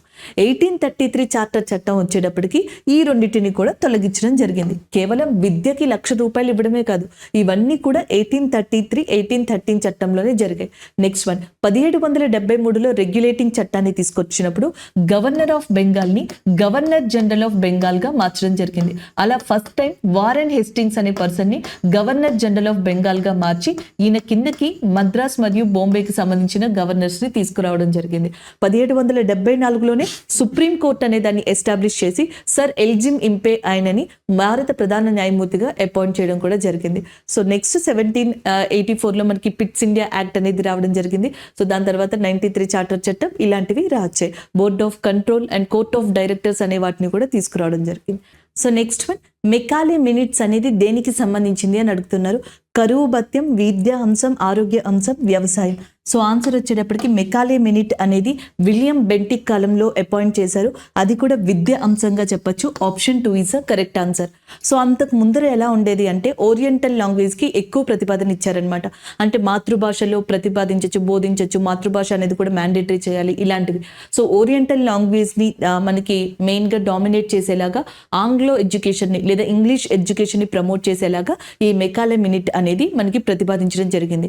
అండ్ ఇంకొకటి ఏంటి అంటే బై బర్త్ అంటే by colour and as well as by blood Indians అయ్యుండి బై టేస్ట్ ఇన్ ఇంగ్లీష్ అనమాట. దాని అర్థం ఏంటంటే స్వతహాగా వాళ్ళు భారతీయులే కానీ బ్రిటిషర్స్కి ఫేవర్గా ఉంటే మాత్రం అలాంటి వాళ్ళని డెవలప్ చేసి బ్రిటిషర్స్ యొక్క సర్వీసెస్ కోసం వినియోగించుకునేలాగా వాళ్ళకి చదువు అనేది చెప్పించాలి. ఇలాంటి దాన్ని డౌన్ ఫిల్టరేషన్ థియరీ అంటారు. అలాంటి వాటిని అన్నింటినీ కూడా మెకాలే మినిట్లో ఇప్పించారనమాట. సో విలియం బెంటిక్ కాలంలో 1834-35 ఆ ప్రాంతంలో మనకి మెకాలే మినిట్స్ అనేది లార్డ్ మెకాలే యొక్క అధ్యక్షతన అపాయింట్ చేయబడింది. Option 2 is a correct answer. Law commission కి సంబంధించిన మొట్టమొదటి అధ్యక్షుడు కూడా మెకాలేనే. ఆరోగ్యానికి సంబంధించి పర్టికులర్గా ఇండియాలో బ్రిటిష్ రాజ్ టైంలో ఇంపార్టెంట్ కమిటీ లేదు, కానీ కరువుకి సంబంధించి వ్యవసాయానికి సంబంధించి ఉన్నాయి. వ్యవసాయానికి సంబంధించి అయితే మనకి లిండిత్ గో కమిటీ అనేది 1928లో ఏర్పాటు చేయబడింది అనమాట, దానిలో సంస్కరణలు చేయడానికి. అండ్ నెక్స్ట్ వచ్చేటప్పటికి అదే కరువు గనుక చూసుకుంటే భారతదేశంలో కరువుపై ఫస్ట్ టైం మనకి ఒక కమిటీ వేశారంటే క్యాంబెల్ కమిటీ 1866లో. దాని తర్వాత చాలా ఇంపార్టెంట్ ఎగ్జామ్ పాయింట్ ఆఫ్ వ్యూలో Strachey commission 1880, James Lyall commission 1896లో ఏర్పాటు చేయబడింది. ఎడ్యుకేషన్కి అయితే మీకు ఆల్రెడీ తెలుసు 1882లో హంటర్ కమిషన్, 1854లో వుడ్స్ డిస్పాచ్ యాక్ట్. అలాగే నెక్స్ట్ వచ్చేటప్పటికి మెకాలే అధ్యక్షతన ఏదైతే ఒక ఎడ్యుకేషన్ కమిటీ ఉందో అది సర్జన్ కమిటీ 1944లో. ఇప్పుడు 6 నుంచి 14 సంవత్సరాల వయసు గల పిల్లలకి ప్రాథమిక విద్య ఎలా అయితే తప్పనిసరి అంటున్నారో సర్జన్ కమిషన్ 6 నుంచి 11 సంవత్సరాల మధ్యలో పిల్లలకి ప్రాథమిక విద్య తప్పనిసరి అని కూడా చెప్పిందనమాట. షాడ్లర్ కమిషన్ 1917, రౌలింగ్ కమిషన్ 1902లో ఏర్పడింది. 1902లో ఏర్పడిన ర్యాలింగ్ కమిషన్ ని ర్యాలీ కమిటీ అని కూడా అంటారు. ఇది యూనివర్సిటీ చట్టాలకి సంబంధించింది. కలకత్తా యూనివర్సిటీ చట్టానికి సంబంధించింది షాడ్లర్ కమిషన్. సో ఇవి విద్యకి, ఇది వ్యవసాయానికి, ఇది కరువుకి సంబంధించి బ్రిటిష్ రాజ్ వ్యవస్థలో అపాయింట్ చేయబడిన కమిటీలుగా చెప్పొచ్చు. అందులో ఒకటే మెకాలే మినిట్, అది విద్యా అంశానికి సంబంధించింది. సో ఇవి ఓవరాల్గా ఈ క్వశ్చన్కి సంబంధించిన ఎక్స్ప్లెనేషన్. సో నెక్స్ట్ క్వశ్చన్, ఈ క్రింది సంఘటనని పరిశీలించండి. వుడ్స్ డిస్పాచ్ 1854లో దీన్ని తీసుకొచ్చారు. దీనిని Magna Carta of English education సిస్టమ్గా కూడా చెప్తారనమాట. 1854లో దీన్ని తీసుకొచ్చారు. థామ్సన్ ఎడ్యుకేషన్ కమిషన్ అనేది మనకి 1817 ఆ ప్రాంతంలో తీసుకురావడం జరిగింది. పబ్లిక్ వర్క్స్ డిపార్ట్మెంట్ 1848 ఆ ప్రాంతంలో తీసుకొచ్చారు. 1857 తిరుగుబాటు అనేది లార్డ్ కానింగ్ టైంలో జరిగింది. డల్ హౌసీ కాలంలో రైల్వే లైన్స్, టెలిగ్రాఫ్ లైన్స్ ఏర్పడ్డాయి. వాటిని ఏర్పాటు చేయడానికి పబ్లిక్ వర్క్స్ డిపార్ట్మెంట్ అనే దాన్ని స్థాపించారు. డల్ హౌసీ కాలంలో public works department and Woods dispatch అనేవి స్టార్ట్ అయ్యాయి. ఈ రెండు కూడా ఆయన కాలంలో వచ్చాయి. 1 and 3 అనేవి కరెక్ట్ ఆన్సర్ అవుతుంది. అర్థమైంది కదా. పబ్లిక్ వర్క్స్ డిపార్ట్మెంట్ ఎందుకు తీసుకొచ్చారు? రోడ్స్ని కానీ రైల్వేస్ని కానీ వీటినన్నిటి డెవలప్ చేయడానికి తీసుకొచ్చారు. అది డల్ హౌసీ కాలంలోనే జరిగిందనమాట. సో అప్పుడు 3 అనేది కరెక్ట్ ఆన్సర్ అవుతుంది. సో నెక్స్ట్ క్వశ్చన్ చూడండి. క్రింది వాటిలో ఏ రాజ్యాలని బ్రిటిష్ కంపెనీ రాజ్య సంక్రమణ సిద్ధాంతం కింద స్వాధీనం చేసుకుంది? Which of the following states were captured by the British company under the doctrine of lapsi? ఒకసారి చూద్దాం. సో మీకు డాక్ట్రైన్ ఆఫ్ లాప్సీని మనకి ఎవరు తీసుకొచ్చారు? Dull housie. మొట్టమొదటిగా సతారా అనే దాన్ని తీసుకున్నారు. దాని తర్వాత ఉదయ్పూర్, దాని తర్వాత నాగ్పూర్, ఝాన్సీ లాంటి ప్రాంతాన్ని తీసుకున్నారు. కానీ నాకు ఎక్కడ సతారా అనేది కనిపించట్లేదు కాబట్టి ఒకసారి మీరే ఆప్షన్స్ చూద్దరు కానీ దాని తర్వాత మాట్లాడదాం. సతారా అనే దాన్ని 1848లో ఆక్యుపై చేసుకున్నారు. దాని తర్వాత సంబల్పూర్, జైత్పూర్ అనే దాన్ని 1849, దాని తర్వాత భగత్ 1850, దాని తర్వాత ఉదయ్పూర్ 1852, దాని తర్వాత ఝాన్సీ 1854, దాని తర్వాత నాగ్పూర్ కూడా కూడా 1854లోనే, తంజావూరు, ఆర్కాట్ 1855. అయితే 1854లో ఝాన్సీ నాగ్పూర్ని ఆక్యుపై చేసుకున్నారు. కానీ ఆ సంవత్సరంలో ముందర తీసుకున్నది ఝాన్సీని, తర్వాత తీసుకున్నది నాగ్పూర్ని. సో ఆప్షన్స్ ప్రకారం చూస్తే ఫస్ట్ సతారా రావాలి 1848, తర్వాత ఉదయ్పూర్ రావాలి 1852, నెక్స్ట్ ఝాన్సీని ముందర, తర్వాత నాగ్పూర్ని, కాబట్టి ఇలా రావాలి 1854. అప్పుడు ఆన్సర్ ఏమవుతుంది? ఫస్ట్ సతారా, నెక్స్ట్ వచ్చేటప్పటికి మనకి ఉదయ్పూర్, నెక్స్ట్ వచ్చేటప్పటికి ఝాన్సీ అండ్ నాగ్పూర్ అనే ఆప్షన్స్ రావాలి. ఈ ఆప్షన్స్ ఇక్కడ లేవు కాబట్టి నేను ఏది ఆన్సర్ తీసుకోవట్లేదు. సో మీరు ఈ ఆన్సర్ని గుర్తుపెట్టుకోండి అనమాట. ఇవి నీకు ఫస్ట్లో కూడా నేను ఒక చీట్ కోడ్ లాంటిది ఇచ్చాను, మీకు గుర్తుండే ఉంటుంది. అది ఉంటే ఒకసారి అది రిపీట్ చేసుకోండి. క్రింది ప్రకటనలో సరైనది ఏది? ఇది మాన్సూన్ సిస్టమ్కి సంబంధించింది. భారతదేశం యొక్క ఋతుపవన వ్యవస్థని మాన్సూన్ అంటారు. అది మౌసమ్ అనే అరబిక్ వర్డ్ నుంచి వచ్చింది. సో మీకు జనరల్గా భారతదేశంలో క్లైమేట్కి సంబంధించిన సీజన్స్ తెలుసు కదా, ఆ సీజన్స్ తెలిస్తే చాలండి, ఆ కాన్సెప్ట్స్ తెలిస్తే చాలు. మిగతా కాన్సెప్ట్స్ నేను ఇక్కడ ఒక్కసారి మీకు ఒక గ్లిమ్స్ ఇస్తాను, అర్థమైపోతుంది చూడండి. సో మనకి ఇది ల్యాండ్ ఏరియా అనమాట. ఇటు వచ్చేటప్పటికి అరేబియన్ సముద్రం అనేది లొకేట్ అయి ఉంటుంది. అండ్ ఇటు వచ్చేటప్పటికి మనకి మెయిన్గా బంగాళాఖాతం అనేది ఉంటుంది. సో కింద వచ్చేటప్పటికి హిందూ మహాసముద్రం అనేది ఉంటుంది. క్లియరా అండి? ఇంకొకటి, ఉష్ణోగ్రత ఎక్కువ ఉన్న చోట ఉపరితల పీడనం తక్కువ ఉంటుంది. Wherever temperature is high, surface pressure will be లో. సో జనరల్గా ఇక్కడ వచ్చేటప్పటికి మనకి ట్రాపిక్ ఆఫ్ క్యాన్సర్ ఉంటుంది, కర్కట రేఖ. సూర్యకిరణాలు కర్కట రేఖ మీద నిట్ట నిలువుగా పడినప్పుడు భారతదేశంలో ఉష్ణోగ్రత ఎక్కువగా ఉంటుంది.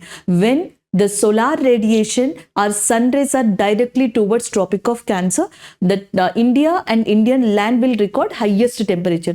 సాధారణంగా ఇది వేసవి కాలంలోనే జరుగుతుంది. సో ఉష్ణోగ్రత ఎక్కువ ఉంటే పీడనం తక్కువ ఉంటుంది. అదే సముద్రాల్లో అయితే దీనికి ఉల్టా ఉంటుంది అనమాట. సో ఇక్కడ మనకి పీడనం అనేది అధికంగా ఉంటుంది ల్యాండ్తో కంపేర్ చేసుకుంటే, దీనితో కంపేర్ చేసుకుంటే. So wind will always flow from high pressure area to లో ప్రెషర్ ఏరియా. దీనిని ప్రెషర్ గ్రేడియంట్ అని చెప్పేసి అంటారు. ఎప్పుడు గాలి అధిక పీడనం నుంచి అల్ప పీడనానికి వేస్తుంది. సో ఈ హిందూ మహాసముద్రం నుంచి గాలులు అనేవి ఇలా స్టార్ట్ అయ్యి, సో మనకి అర్త్ యొక్క రొటేషన్ వల్ల లేదా కొరియాలిస్ ఫోర్స్ వల్ల తన యొక్క దిశని మార్చుకుని నైరుతి దిశలో భారతదేశంలోకి చేరి వర్షాన్ని కురిపిస్తాయి. సముద్రం నుంచి వస్తున్నాయి కాబట్టి ఇవి తేమని తీసుకొస్తాయి, మాయిశ్చర్ని తీసుకొస్తాయి. ఇదంతా జరుగుతుంది. వేసవి కాలంలో లేదా దాని తర్వాత వెంటనే కాలంలో సముద్రం నుండి భూమిపైకి గాలులు వీస్తాయి. వీటిని మోస్ట్లీ నైరుతి ఋతుపవనాలుగా చెప్పొచ్చు. అండ్ అవి తేమగా ఉండి వర్షపాతాన్ని కలుగజేస్తాయి. అండ్ ఇవి నైరుతి ఋతుపవనాలు భారతదేశంలో ఏ ఏరియాలో వర్షపాతాన్ని కలగజేయలేవు అంటే మనకి మెయిన్గా ఈ ఏరియా కోరమండల్ ఏరియా ఏదైతే ఉందో తమిళనాడులో, ఇది నైరుతి ఋతుపవనాల వల్ల భారతదేశంలో వర్షాన్ని పొందదు. ఈశాన్య ఋతుపవనాలు ఏవైతే ఉంటాయో వాటి వల్ల వర్షాన్ని పొందుతుంది. అదొక సెపరేట్ పాయింట్ అండి, అది కూడా క్వశ్చన్ కింద అడుగుతూ ఉంటారు, గుర్తుపెట్టుకోవచ్చు. నెక్స్ట్ వన్ చూద్దాం. శీతాకాలం వచ్చేటప్పటికి ఏమవుతుంది? ఈ ఏరియా అంతా కూడా సోలార్ రేడియేషన్ తగ్గిపోతుంది. అంటే సూర్యకిరణాలు తగ్గడం వల్ల ఇక్కడ ఉష్ణోగ్రత కూడా తగ్గిపోతుంది. ఎప్పుడైతే టెంపరేచర్ తగ్గిపోయిందో అండ్ ప్రెషర్, సర్ఫేస్ ప్రెషర్ అనేది పెరుగుతుంది. సో ఇక్కడ మనకి హై ప్రెషర్ ఉంటుంది, ఇక్కడ లో ప్రెషర్ ఉంటుంది. ఇప్పుడు విండ్స్ ఎలా వెళ్తాయి? హై ప్రెషర్ ఏరియా టు లో ప్రెషర్ ఏరియా. సో భూమి నుండి సముద్రానికి శీతాకాలంలో గాలులు ఇలా వీస్తాయి అన్నమాట. Is it clear? వీటినే తిరోగమన ఋతుపవనాలు అని కూడా అంటారు. సో మనకి శీతాకాలంలో ఋతుపవనాల దిశ భూమి నుండి సముద్రం వరకు నైరుతి దిశలో ఉంటుంది అని చెప్పేసి ఇచ్చారు, which is known as a south westerly direction అని చెప్పేసి ఇవ్వడం జరిగింది. యాక్చువల్గా అది సౌత్ వెస్టర్లీ డైరెక్షన్లో కాదు, నార్మల్గా నార్త్ ఈస్ట్ డైరెక్షన్లో. జనరల్గా ఇలా చూసుకున్నారనుకోండి, ఇది సౌత్ వెస్ట్ అనమాట. సౌత్ వెస్ట్ అంటే ఇలా ఉండాలి, ఇలా. కానీ ఇవి ఎలా వస్తున్నాయి? ఇలా వస్తున్నాయి. ఇది వచ్చేటప్పటికి నార్త్, ఇది వచ్చేటప్పటికి ఈస్ట్. అంటే ఏ డైరెక్షన్లో వస్తున్నాయి? నార్త్ ఈస్ట్ డైరెక్షన్లో వస్తున్నాయి. సో అది సౌత్ వెస్టర్లీ అని ఇచ్చారు, కాదు నార్త్ ఈస్ట్ డైరెక్షన్లో, ఈశాన్య డైరెక్షన్లో రావడం జరుగుతుంది. అక్కడ నైరుతి అని చెప్పేసి ఇచ్చారు, కాబట్టి ఇది కరెక్ట్ కాదు, ఇది ఈశాన్య దిశలో అని రావాలి. అండ్ ఈ విండ్స్ అనేవి తేమతో ఉండవు, డ్రైగా ఉంటాయి, ఎందుకంటే భూమి నుంచి సముద్రానికి వెళ్తున్నాయి కాబట్టి. ఆప్షన్ ఏ అండ్ బి అనేవి కరెక్ట్ అవుతాయి, ఎందుకంటే వీటినే ఋతుపవన వ్యవస్థ అంటారు. ఇది గాలి యొక్క దశ మీద డిపెండ్ అయి ఉంటుంది. So this is all about monsoon system. So option 3 is a correct answer. So next question చూద్దాం. ఈ క్రింది ప్రకటనలో సరైనది which of the following is correct statement? భౌగోళికంగా ద్వీపకల్ప భారతదేశం ప్రపంచంలో అత్యంత పురాతనమైన భాగాల్లో ఒకటి. పెనిన్సులర్ ప్లాట్యూ ఏదైతే ఉందో ఇది ఇండియాలో ఓల్డెస్ట్ పార్ట్గా ఉంది, ప్రపంచంలోనే వన్ ఆఫ్ ద ఓల్డెస్ట్ పార్ట్గా ఉంది, అది కరెక్టే. నెక్స్ట్ వన్, ద్వీపకల్ప పీఠభూమి యొక్క వాలు దక్షిణం నుంచి పశ్చిమ దిశలో ఉంటుంది, ఇది ఇండియా అనుకోండి. ఇది మొత్తం పెనిన్సులర్ పీఠభూమి, ఇది పెనిన్సులర్ పీఠభూమి అనుకోండి. సో ఇండియాలో పెనిన్సులర్ పీఠభూమి ఇలా ఉంటుంది అనమాట, ఇలా. సో ఇలా ఉంటే ఇదేమో వెస్ట్, ఇదేమో ఈస్ట్, అంటే పశ్చిమం నుంచి తూర్పుకి ఇట్లా వాలి ఉంటుంది. వెస్ట్ టు ఈస్ట్ డైరెక్షన్లో మనకి దక్కన్ పీఠభూమి ఉంటుంది. కానీ ఇక్కడ ఏమని ఇచ్చారు, ఇక్కడ సౌత్ టు వెస్ట్ అని చెప్పేసి ఇచ్చారు, కాదు. సో ఇది ఎలా ఉంటుంది అంటే పశ్చిమం నుంచి తూర్పుకు ఉంటుంది. ఎలా ఉంటుంది? పశ్చిమం నుంచి తూర్పుకి. వెస్ట్ టు ఈస్ట్ అనేది ఇక్కడ మెయిన్గా ఉంటుంది. డైరెక్షన్ ద్వీపకల్ప పీఠభూమికి సంబంధించి తప్పు ఇచ్చారు. ఆప్షన్ బి అనేది రాంగ్ ఆన్సర్ ఇక్కడ. నెక్స్ట్ వన్, ద్వీపకల్ప భారతదేశంలోని చాలా నదులు బంగాళాఖాతంలోకి కలుస్తాయి. ఇక్కడి నుంచి పుట్టిన గోదావరి, కృష్ణ, కావేరి, మహానది, నాగవల్లి, వంశధార ఇవన్నీ నదులు కూడా బంగాళాఖాతంలో కలిస్తే ఈస్టర్న్ డైరెక్షన్లో ప్రవహించి, తూర్పు దిశలో ప్రవహించి. కాబట్టి option C correct, option A correct. క్రింది వాకట్లో ఏవి సరైనవి అని అడుగుతున్నారు కదా, A and C are correct answer. Option 1 is a correct one. ఈ ద్వీపకల్ప పీఠభూమిలోనే మనకి ఈ కర్ణాటక ప్లాట్యూ కానీ, మహారాష్ట్ర పీఠభూమి కానీ ఇవన్నీ కూడా దీంట్లో ఇంక్లూడ్ అయి ఉన్నాయి. Option 1 is a correct answer. So next question, క్రింది ప్రకటనలో సరైనది ఏది? Which of the following is correct అని చెప్పేసి అడుగుతున్నారు. భారతదేశం యొక్క మొత్తం భౌగోళిక వైశాల్యం 3.2 మిలియన్ చదరపు కిలోమీటర్లు అని చెప్పేసి ఉంది, అది కరెక్టే. యాక్చువల్గా 3.28 అంటారు, బట్ 3.2 కూడా అరౌండ్ తీసుకోవచ్చు. భారతదేశం యొక్క దక్షిణాన అత్యంత పాయింట్గా నికోబార్ దీవుల్లో ఉంది, దాన్ని పిగ్మీలై అని అంటారు. దాని తర్వాత ఇందిరా పాయింట్ అని దానికి పేరు పెట్టారు, అది కూడా కరెక్టే. భారతదేశం యొక్క ఉత్తర దక్షిణ పొడవు దాదాపుగా 2100 కిలోమీటర్లు అంటున్నారు, అది రాంగ్ ఆన్సర్. సో కాబట్టి ఇక్కడ ఆన్సర్ వచ్చేటప్పటికి option 3 is the correct answer. A and B అనేవి సరి అయినవి, మిగతావన్నీ కూడా రాంగ్గా చెప్పొచ్చు. సో అది ఎలా అనేది ఒకసారి ఇక్కడ చూద్దాం. ఇండియా వచ్చేటప్పటికి నార్త్ టు సౌత్ చూసుకున్నారనుకోండి, సో మనకి ఉత్తరాన్ని నుంచి దక్షిణానికి చూసుకుంటే 3214 కిలోమీటర్స్ డిస్టెన్స్. కానీ వీళ్ళు ఏమన్నారు, ఉత్తరాన్ని నుంచి దక్షిణ పరిధికి 2100 కిలోమీటర్లు అన్నారు, అది తప్పు. ఎంత? 3214. ఒకవేళ కనుక మీరు పడమటి నుంచి తూర్పున చూసుకుంటే ఆ డిస్టెన్స్ 2933 కిలోమీటర్లు. నెక్స్ట్ పాయింట్స్, లాంగిట్యూడ్ లాటిట్యూడ్ చూసుకుంటే, అక్షాంశాలు రేఖాంశాలు చూసుకుంటే 37 degrees 6 minutes నార్త్ దగ్గర నుంచి 8 degrees 4 minutes నార్త్ వరకు కూడా మనకి ఈ లాటిట్యూడ్ అనేది ఉందన్నమాట. లాంగిట్యూడ్ అనేది ఉంది. లాటిట్యూడ్ విషయానికి వస్తే 68 degrees 7 minutes నుంచి 97 degrees 25 minutes నార్త్ వరకు కూడా. సో మనకి ఈ పరిధిలో భారతదేశం అనేది లొకేట్ అయి ఉంది. అలాగే నెక్స్ట్ వచ్చేటప్పటికి మనకి భారతదేశం యొక్క ల్యాండ్ ఫ్రంటియర్ వచ్చేటప్పటికి భూ సరిహద్దు 15,200 కిలోమీటర్లు టోటల్గా. అదే కనుక కోస్టల్ ఏరియా చూసుకుంటే 7,516.6 కిలోమీటర్స్ ఉంది. Next one, 82.5 degrees east longitude, 82.5 డిగ్రీల తూర్పు రేఖాంశం భారతదేశంలోని 5 ప్రాంతాల గుండా పోతుంది. 1 ఉత్తరప్రదేశ్, 2 మధ్యప్రదేశ్, అంటే నేను ఇంకా స్టేట్స్ని ఇట్లా రౌండ్ చేసి ఇవ్వలేదు, జస్ట్ ఇచ్చాను అంతే. 3 Chhattisgarh, 4 Odisha, 5 Andhra Pradesh and 1 union territory Pondicherry. So 5 రాష్ట్రాలు, 1 కేంద్ర పాలిత ప్రాంతం గుండా భారతదేశ ప్రామాణిక కాలానికి రిఫరెన్స్ పాయింట్ అయిన 82.5 degrees ఈస్ట్ లాంగిట్యూడ్ అనేది పోతుంది. సో ఇందులో తెలంగాణ ఉందా లేదా ఇలాంటి పాయింట్స్ ఏమన్నా అడుగుతారేమో, జాగ్రత్తగా గుర్తుపెట్టుకోండి. ట్రాపిక్ ఆఫ్ క్యాన్సర్ భారతదేశాన్ని 2 పార్ట్స్ కింద చేస్తుంది. 23.5 degrees నార్త్ అని చెప్తారు. Gujarat, Rajasthan, Madhya Pradesh, Chhattisgarh, Jharkhand, west Bengal, Tripura and as well as Mizoram లాంటి ప్రాంతాల మీదుగా 8 రాష్ట్రాలతో ఈ ట్రాపిక్ ఆఫ్ క్యాన్సర్ అనుబంధం కలిగి ఉంటుంది. ఇందులో ఎక్కువగా మధ్యప్రదేశ్ నుంచి పోతుంది, తక్కువగా రాజస్థాన్ నుంచి పోతుంది. మాహీ నది అనేది 2 సార్లు మనకి ట్రాపిక్ ఆఫ్ క్యాన్సర్ని కట్ చేస్తుంది. అలాగే భారతదేశానికి ఉత్తరాన చిట్ట చివరినున్న పాయింట్గా ఇందిరా కాల్ అనే దాన్ని పిలుస్తారు. సో ఇది సియాచిన్ హిమానీ నదం దగ్గర ఉందన్నమాట. అలాగే దక్షిణాన చిట్ట చివరి పాయింట్గా అండమాన్ అండ్ నికోబార్ దగ్గర ఉన్న ఇందిరా పాయింట్ అనే దాన్ని పిలుస్తారు. ఇది వరకు దీన్ని పిగ్మీ లయన్ పాయింట్ అని కూడా పిలిచేవాళ్ళు అనమాట. అండ్ దక్షిణాన చిట్ట చివరిన ల్యాండ్ మీద ఉన్న పాయింట్ ఏది అంటే కన్యాకుమారిగా పిలవడం జరుగుతుంది. ఎందుకంటే అండమాన్ అండ్ నికోబార్ సముద్రం దగ్గర ఉంది, ల్యాండ్ ఇక్కడతో ఎండ్ అయిపోతుంది. సో ల్యాండ్ అయినా సముద్రమైన ఓవరాల్గా చూసుకుంటే ఇందిరా పాయింట్, ఓన్లీ ల్యాండ్ అని చూసుకుంటే తమిళనాడులోని కన్యాకుమారి. అలాగే పశ్చిమాన చిట్ట చివరనున్న పాయింట్ గా గుజరాత్ లోని గుహార్మోత్ అనే ప్రాంతాన్ని చెప్పడం జరుగుతుంది. తూర్పున చిట్ట చివరి పాయింట్ గా అరుణాచల్ ప్రదేశ్ లోని కిబిత్తు అనే ప్రాంతం ఏదైతే ఉందో దాన్ని చెప్పడం జరుగుతుంది.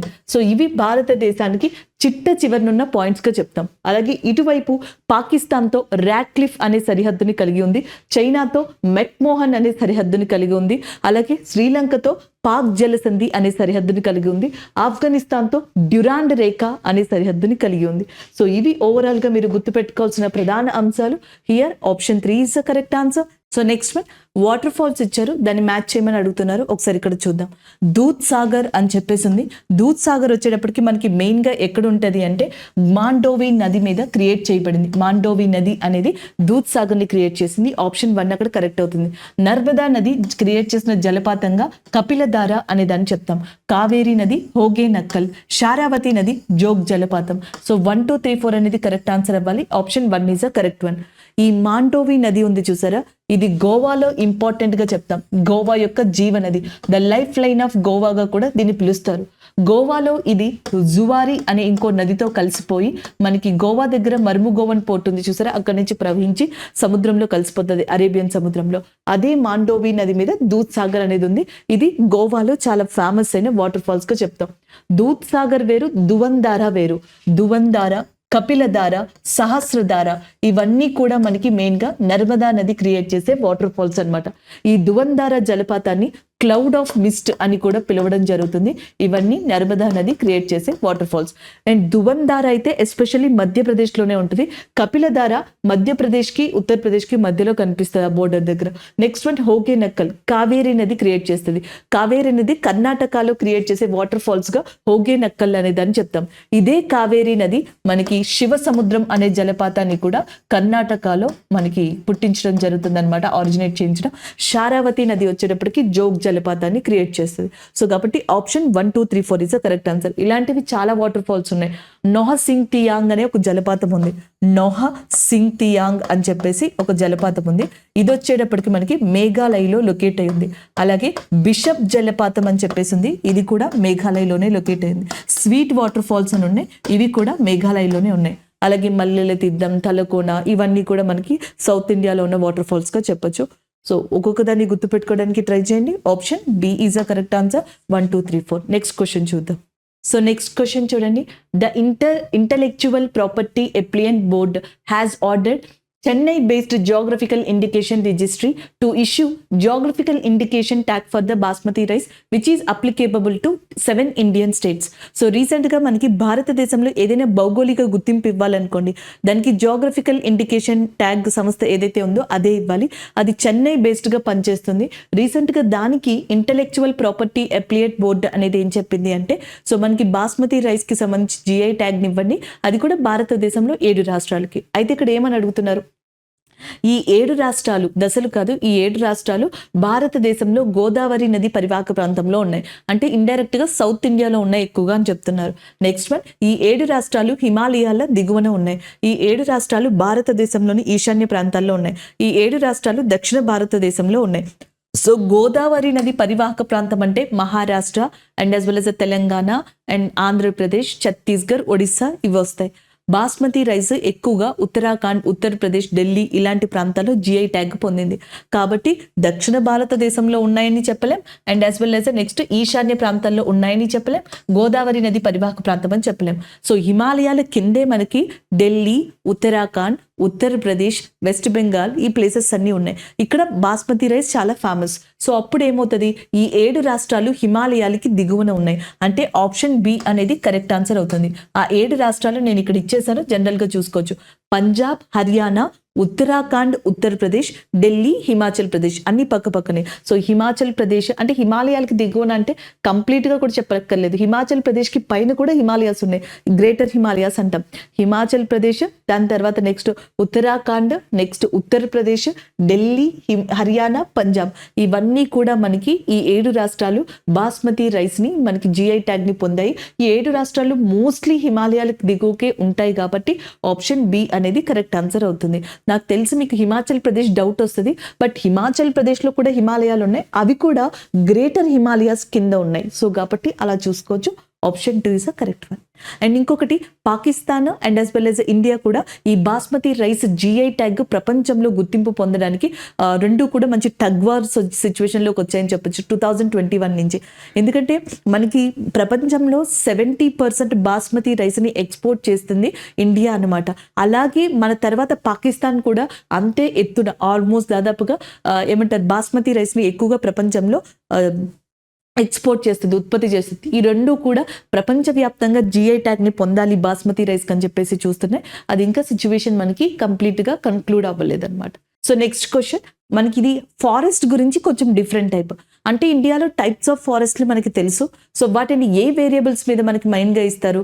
ఒకటి క్లైమేట్కి సంబంధించి సాయిల్, ఆల్టిట్యూడ్, ఈ విధంగా విడగొడతారు. అయితే ఇక్కడ కొన్ని ప్రాంతాలని కాంబినేషన్తో అడుగుతున్నారు, చూద్దాం. ట్రాపికల్ ఫారెస్ట్ లేదా ట్రాపికల్ రెయిన్ ఫారెస్ట్ అని కూడా అనొచ్చు. Tropical forest are mainly found in Andaman and Nicobar islands. So tropical rainforest ఉంది చూసారా, ఇది ఎక్కువగా ఎక్కడ కనిపిస్తుంది అంటే ప్రపంచంలో ట్రాపిక్ ఆఫ్ క్యాన్సర్ నుంచి ట్రాపిక్ ఆఫ్ క్యాప్రికాన్ మధ్యలో కనిపిస్తుంది అనమాట. ఇది మనకి ఇది 0 degrees ఈక్వేటర్ భూమధ్య రేఖ అనుకుంటే, ఇది కర్కట రేఖ, ఇది మకర రేఖ. 23.5 degrees నార్త్గా దీన్ని చెప్తాం, 23.5 degrees సౌత్గా దీన్ని చెప్తాం. ఈ రెండింటి మధ్యలో ఏవైతే అడవులు ఉంటాయో సో ఈ అడవులని ట్రాపికల్ ఫారెస్ట్గా పిలవడం జరుగుతుంది. అదే ఇండియాలో అనుకోండి, Andaman and Nicobar area, western Ghats area, అలాగే పెనిన్సులార్ ఏరియాలో ఉన్న కోస్టల్ ఏరియా, దాంతో పాటుగా అస్సాం ప్రాంతం. మళ్ళీ చెప్తున్నాను చూడండి, ఒకటి ఈ వెస్టర్న్ ఘాట్స్ ఉంది చూసారా, పడమటి కనుమలు, ఇక్కడ ఈ మొత్తం పెనిన్సులార్ ప్లాట్యూ ద్వీపకల్పంలో ఈ కోస్టల్ ఏరియా ఉంది చూసారా అక్కడ, అలాగే అస్సాం ప్రాంతంలో మీకు ఎక్కువగా కనిపించేది ట్రాపికల్ ఫారెస్ట్ గా చెప్పడం జరుగుతుంది. ఈ ఏరియాలో ఎక్కువ కనిపిస్తుంది. దాని తర్వాత ఇక్కడున్న అండమాన్ అండ్ నికోబార్లో కూడా జనరల్ గా మనకి ఈ ఫారెస్ట్ అనేది కనిపించడం జరుగుతుంది. సో కాబట్టి అండమాన్ మరియు నికోబార్ దీవుల్లో ఉష్ణమండల అడవులు కనిపిస్తాయి. Option 1 correct. శివాలిక్ కొండలు మరియు చోటా నాగపూర్ పీఠభూమిలో ఋతుపవన అడవులు కనిపిస్తాయి. మోస్ట్లీ ఏదైతే మనకి శివాలిక్ మౌంటైన్ రేంజ్ ఉందో ఇక్కడి నుంచి మధ్యప్రదేశ్ ఏరియా, ఛత్తీస్గఢ్, జార్ఖండ్, ఒడిస్సా అండ్ ఈ పెనిన్సులార్ ప్లాట్యూ, ఈ అన్ని చోట్ల కూడా మనకి మెయిన్గా ఋతుపవన అడవులు అనేవి ఉంటాయి. భారతదేశంలో ఎక్కువ శాతం ఉన్న అడవులు ఏవి అంటే మాన్సూన్ ఫారెస్ట్గా అంటాం. అవి శివాలిక్ దగ్గర ఉంటాయి, చోటా నాగపూర్ ప్లాట్యూ దగ్గర కూడా కనిపిస్తాయి. కాబట్టి ఈ ఆప్షన్ కరెక్ట్ ఆన్సర్. శివాలిక్ పైన హిమాచల్, హిమాద్రి పర్వత శ్రేణులు ఉంటాయి. ఈ హిమాచల్, హిమాద్రి పర్వత శ్రేణిలో ఎక్కువగా మనకి కనిపించేది ఆల్పైన్ ఫారెస్ట్ అని చెప్పేసి అంటాం, లేదా మౌంటైన్ ఫారెస్ట్ అనేది మనకి ఎక్కువగా కనిపిస్తుంది. దాని కింద ఋతుపవన అడవులు అనేవి ఉంటాయి. నెక్స్ట్ వన్, దక్షిణ భారతదేశం మరియు హిమాలయ ప్రాంతాల్లో కొండ అడవులు కనిపిస్తాయి. నేను అదే చెప్పాను, ఈ ఏరియా ఉంది చూసారా, ఈ ఏరియా మొత్తం కూడా మనకి హిల్ ఫారెస్ట్, హిల్ ఏరియా లేకపోతే మౌంటైన్ ఫారెస్ట్ అనేది కనిపిస్తుంది. ఇదే మౌంటైన్ ఫారెస్ట్ దక్షిణ భారతదేశంలో నీలగిరి, పడమటి కనుమలు, తూర్పు కనుమల దగ్గర కూడా కనిపిస్తుంది. ఇది కూడా కరెక్ట్ ఆన్సర్. టైడల్ అడవులు మధ్య భారతదేశంలో కనిపిస్తాయి. టైడల్ అడవులు అనేవి కోస్టల్ ఏరియా ఎక్కడైతే ఉందో ఈ కోస్టల్ ఏరియాని ఆనుకుని టైడల్ అడవులు అనేవి కనిపిస్తాయి. మధ్య భారతదేశంలో మధ్యప్రదేశ్ కానీ ఛత్తీస్గఢ్ కానీ ఇలాంటి ప్రాంతాలు ఉంటాయి. ఇక్కడ మాన్సూన్ ఫారెస్ట్ లేదా ఋతుపవన అరణ్యాలు అనేవి ఎక్కువ కనిపిస్తాయి. వాటితో పాటుగా సాల్ చెట్లు అనేవి మధ్యప్రదేశ్లో ఎక్కువ, అందుకే ఇక్కడ సాల్ ఫారెస్ట్ అనేది కూడా లొకేట్ అయి ఉంటుంది. కానీ టైడల్ అడవులు మధ్య భారతదేశంలో ఉండో చుట్టుపక్కల ఉంటాయి కాబట్టి ఈ ఆప్షన్ అనేది తప్పు. పై వాటిలో తప్పు సమాధానం ఏది అంటే ఆప్షన్ D గా తీసుకోవచ్చు. 4 is the correct answer. So next question చూడండి, క్రింది వాటిలో ఏ తెగలు కేంద్ర పాలిత ప్రాంతమైన అండమాన్ మరియు నికోబార్ దీవులలో నివసిస్తున్నారు? Who among the following are the tribes live in the union territory of Andaman and Nicobar islands అని చెప్పేసి అంటున్నారు. సో సాధారణంగా చూస్తే కనుక ఇక్కడ మనకి సాంతల్ అనే ట్రైబ్ వెస్ట్ బెంగాల్లో చాలా ఫేమస్ గా చెప్తాం. అపానీ అనే ట్రైబ్ వచ్చేటప్పటికి జీరో వ్యాలీ, జీరో లోయ అని చెప్పేసి ఉందన్నమాట అరుణాచల్ ప్రదేశ్ ఏరియాలో. సో ఈ అరుణాచల్ దగ్గర అపానీ అనే ట్రైబ్స్ కనిపిస్తారు. ఇక్కడే డాఫ్లా, మిష్మి లాంటి గిరిజన జాతులు ఉంటాయి, ఇది కూడా ఉంటుంది. Next one Munda tribe, central India, చోటా నాగపూర్ ఇలాంటి ప్రాంతాల్లో ఎక్కువగా కనిపిస్తారు. అండ్ జార్వా ట్రైబ్ ఎవరైతే ఉన్నారో అండమాన్ అండ్ నికోబార్లో ఉంటారు. అండ్ వాళ్ళతో పాటుగా శాంటినల్స్ అనే ట్రైబ్ కావచ్చు, ఓంగ్ అని చెప్పేసి ఒక ట్రైబ్ కావచ్చు, గ్రేట్ అండమానీస్ అని చెప్పేసి ట్రైబ్ ఉన్నారు. వీళ్ళందరూ కూడా అండమాన్ అండ్ నికోబార్ దీవుల్లో ఉంటారు. Option 4 is correct answer. Andaman and Nicobar లో అత్యంత ఎత్తైన శిఖరంగా సాడల్ అనే శిఖరాన్ని చెప్తారు. పోర్ట్ బ్లేయర్ ఏదైతే ఉందో అది important capital of Andaman and Nicobar, important area కూడా. ఒకప్పుడు పోర్ట్ బ్లేయర్ ఇంటర్నేషనల్ ఎయిర్పోర్ట్, ఇప్పుడు వీర్ సవార్కర్ ఇంటర్నేషనల్ ఎయిర్పోర్ట్ గా అక్కడ పేరు మార్చారు. భారతదేశంలో త్రివిధ దళాలు ఆర్మీ, ఎయిర్ ఫోర్స్, నేవీకి సంబంధించిన బేస్ స్టేషన్ అనేది ఇక్కడే లొకేట్ అయి ఉంది. అండమాన్ అండ్ నికోబార్ ని 10 degrees వాటర్ ఛానల్ అనేది విడదీస్తుంది. లిటిల్ అండమాన్, సౌత్ అండమాన్ ని డంకన్ పాసేజ్ అనేది ఏదైతే ఉందో సో అది విడదీయడం జరుగుతుంది. అండమాన్ అండ్ నికోబార్ కి సంబంధించిన అగ్నిపర్వతాన్ని బ్యారెన్ అగ్నిపర్వతం అంటారు. ఇది క్రియాశీల యాక్టివేటెడ్ వాల్కినో. దీంతో పాటుగా నార్కండోమా అనే ఇంకొక అగ్నిపర్వతం కూడా ఉంది, కానీ ఇది చాలా సంవత్సరాల నుంచి విస్ఫోటనం చెందలేదు, అందుకే దీన్ని యాక్టివ్ వాల్కినోగా చెప్పరు. అలాగే నెక్స్ట్ భారాతంగా అనే ఒక ఇంపార్టెంట్ ద్వీపం అండమాన్ అండ్ నికోబార్ లో చాలా ఇంపార్టెంట్ జియోలాజికల్ ప్లేసెస్ కి నిలయంగా కూడా చెప్పడం జరుగుతుంది. అలాగే కాలాపాని అనే ఫేమస్ జైల్ కూడా మనకి ఉన్నది ఎక్కడ అంటే అండమాన్ అండ్ నికోబార్ ఏరియాగా చెప్పొచ్చు. సీ కౌ అనేది అండమాన్ అండ్ నికోబార్ యొక్క యానిమల్ గా కూడా ఉంది. సో ఇలా చెప్పుకుంటా పోతే చాలా ఉన్నాయి. ఆప్షన్ 4 అనేది ఇక్కడ కరెక్ట్ ఆన్సర్ అవుతుంది. సో నెక్స్ట్ క్వశ్చన్ చూడండి, మ్యాచ్ ద ఫాలోయింగ్ అని చెప్పేసి అడుగుతున్నారు. ఇక్కడ కొన్ని నేషనల్ హైవేస్ ఇచ్చారు, వాటిని జత చేయమని చెప్పేసి అడుగుతున్నారు. సో ఫస్ట్ వన్ NH4 అని చెప్పేసి ఉంది, దాన్ని 40గా మార్చారు. ఆప్షన్ 2 అనేది ఇక్కడ కరెక్ట్ ఆన్సర్ అవుతుంది. NH5 ని NH16 గా మార్చారు. ఆప్షన్ 4. NH7 వచ్చేటప్పటికి NH44 ఆప్షన్ 1. NH9 వచ్చేటప్పటికి NH65 ఆప్షన్ 3. సో మనకి 2, 4, 1, 3 అనేది కరెక్ట్ ఆన్సర్ అవ్వాలి. ఆప్షన్ 2 ఏదైతే ఉందో సో అది మనకి కరెక్ట్ ఆన్సర్ అవుతుంది ఈ క్వశ్చన్ కి. అయితే ఈ నేషనల్ హైవేస్ కి సంబంధించిన ఇన్ఫర్మేషన్ అనేది ఒకసారి ఇక్కడ చూద్దాం. చూడండి, కొంచెం కన్ఫ్యూజింగ్ గా ఉంటుంది బట్ అర్థమైపోతుంది మీకు. సో ఫస్ట్ వన్ వచ్చేటప్పటికి ఇండియాలో లాంగెస్ట్ నేషనల్ హైవే, భారతదేశంలో అత్యంత పొడవైన జాతీయ రహదారిగా దేన్ని చెప్తారు అంటే NH44 అనే దాన్ని చెప్తారు. NH44 అనేది కశ్మీర్ టు కన్యాకుమారి ఉంటుంది. NH44 కాశ్మీర్ నుంచి కన్యాకుమారి దాకా ఉండడం జరుగుతుంది అనమాట. దీన్ని longest national highway in India. గతంలో లాంగెస్ట్ నేషనల్ హైవే NH7 అనమాట. అంటే ఇది వారణాసి నుంచి కన్యాకుమారి ఉండేది. సో NH7 ఏదైతే ఉందో ఇది మనకి వారణాసి నుంచి కన్యాకుమారి దాకా ఉండేదన్నమాట. దానిని కాస్త NH44గా మార్చారు. ఇది longest national highway. So NH7 అనేది NH44 కింద అయింది, గుర్తుంటది కదా. నెక్స్ట్ వన్ NH5 అనేది చెన్నై ఉంది చూసారా. సో చెన్నై నుంచి కలకత్తా వరకు ఉన్నదాన్ని NH5 అని చెప్పేసి అన్నారు. అయితే దాంట్లో కొన్ని మార్పులు చేసి కొంత ప్రాంతాన్ని యాడ్ చేసి NH5ని NH16గా మార్చారు.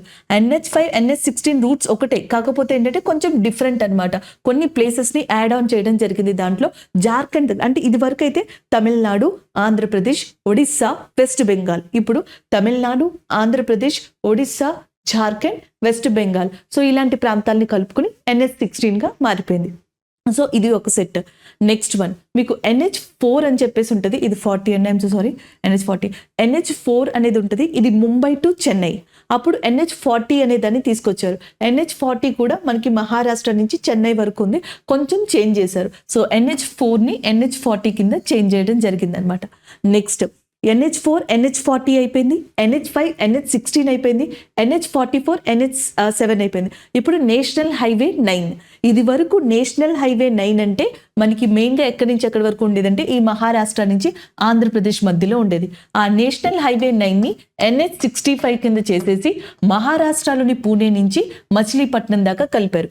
NH9 ఏదైతే ఉందో NH65 చేశారు, 5ని 16 చేశారు, 7ని 44 చేశారు, 4ని 40 చేశారు. చాలా జాగ్రత్తగా వీటిని గుర్తుపెట్టుకోవాలి. ఒకసారి అర్థం కాకపోతే స్లో పాజ్ చేసి మళ్ళీ చూస్తూ ఉండండి, అర్థమవుతుంది. లేదా నేను ఇక్కడ రాస్తాను, ఒకసారి చూడండి. NH7 ఉంది చూసారా, ఇది వారణాసి టు కన్యాకుమారి. దీనిని ఎలా మార్చారు అంటే కశ్మీర్ టు కన్యాకుమారిగా మార్చడం జరిగింది. ఇది ఒక సెట్. నెక్స్ట్ వన్ NH5 వచ్చేటప్పటికి చెన్నై టు కోల్కతా, జార్ఖండ్లో కొన్ని ప్రాంతాలని యాడ్ చేసి NH16గా దీన్ని మార్చడం జరిగింది. క్లియరా? నెక్స్ట్ వచ్చేటప్పటికి NH4, ఇది ముంబై టు చెన్నై, ఇక్కడ కొన్ని ప్రాంతాలని బెంగళూరు దగ్గర ఉన్న కొన్ని ప్రాంతాలని యాడ్ చేసి NH40గా దీన్ని మార్చడం జరిగింది. ఇంకొక సెట్. నెక్స్ట్ వన్ NH9, ఇది వరకు ఇది మహారాష్ట్ర నుంచి ఆంధ్రప్రదేశ్ దగ్గర ఉండేది. అయితే మహారాష్ట్రలో స్పెసిఫిక్గా పూణే నుంచి ఆంధ్రప్రదేశ్లో మచిలీపట్నం వరకు దీన్ని చేంజ్ చేయడం జరిగింది, NH65గా మార్చడం జరిగింది. అయిపోయింది. సో ఇవి చేంజ్ అయిన నేషనల్ హైవేస్ అనమాట.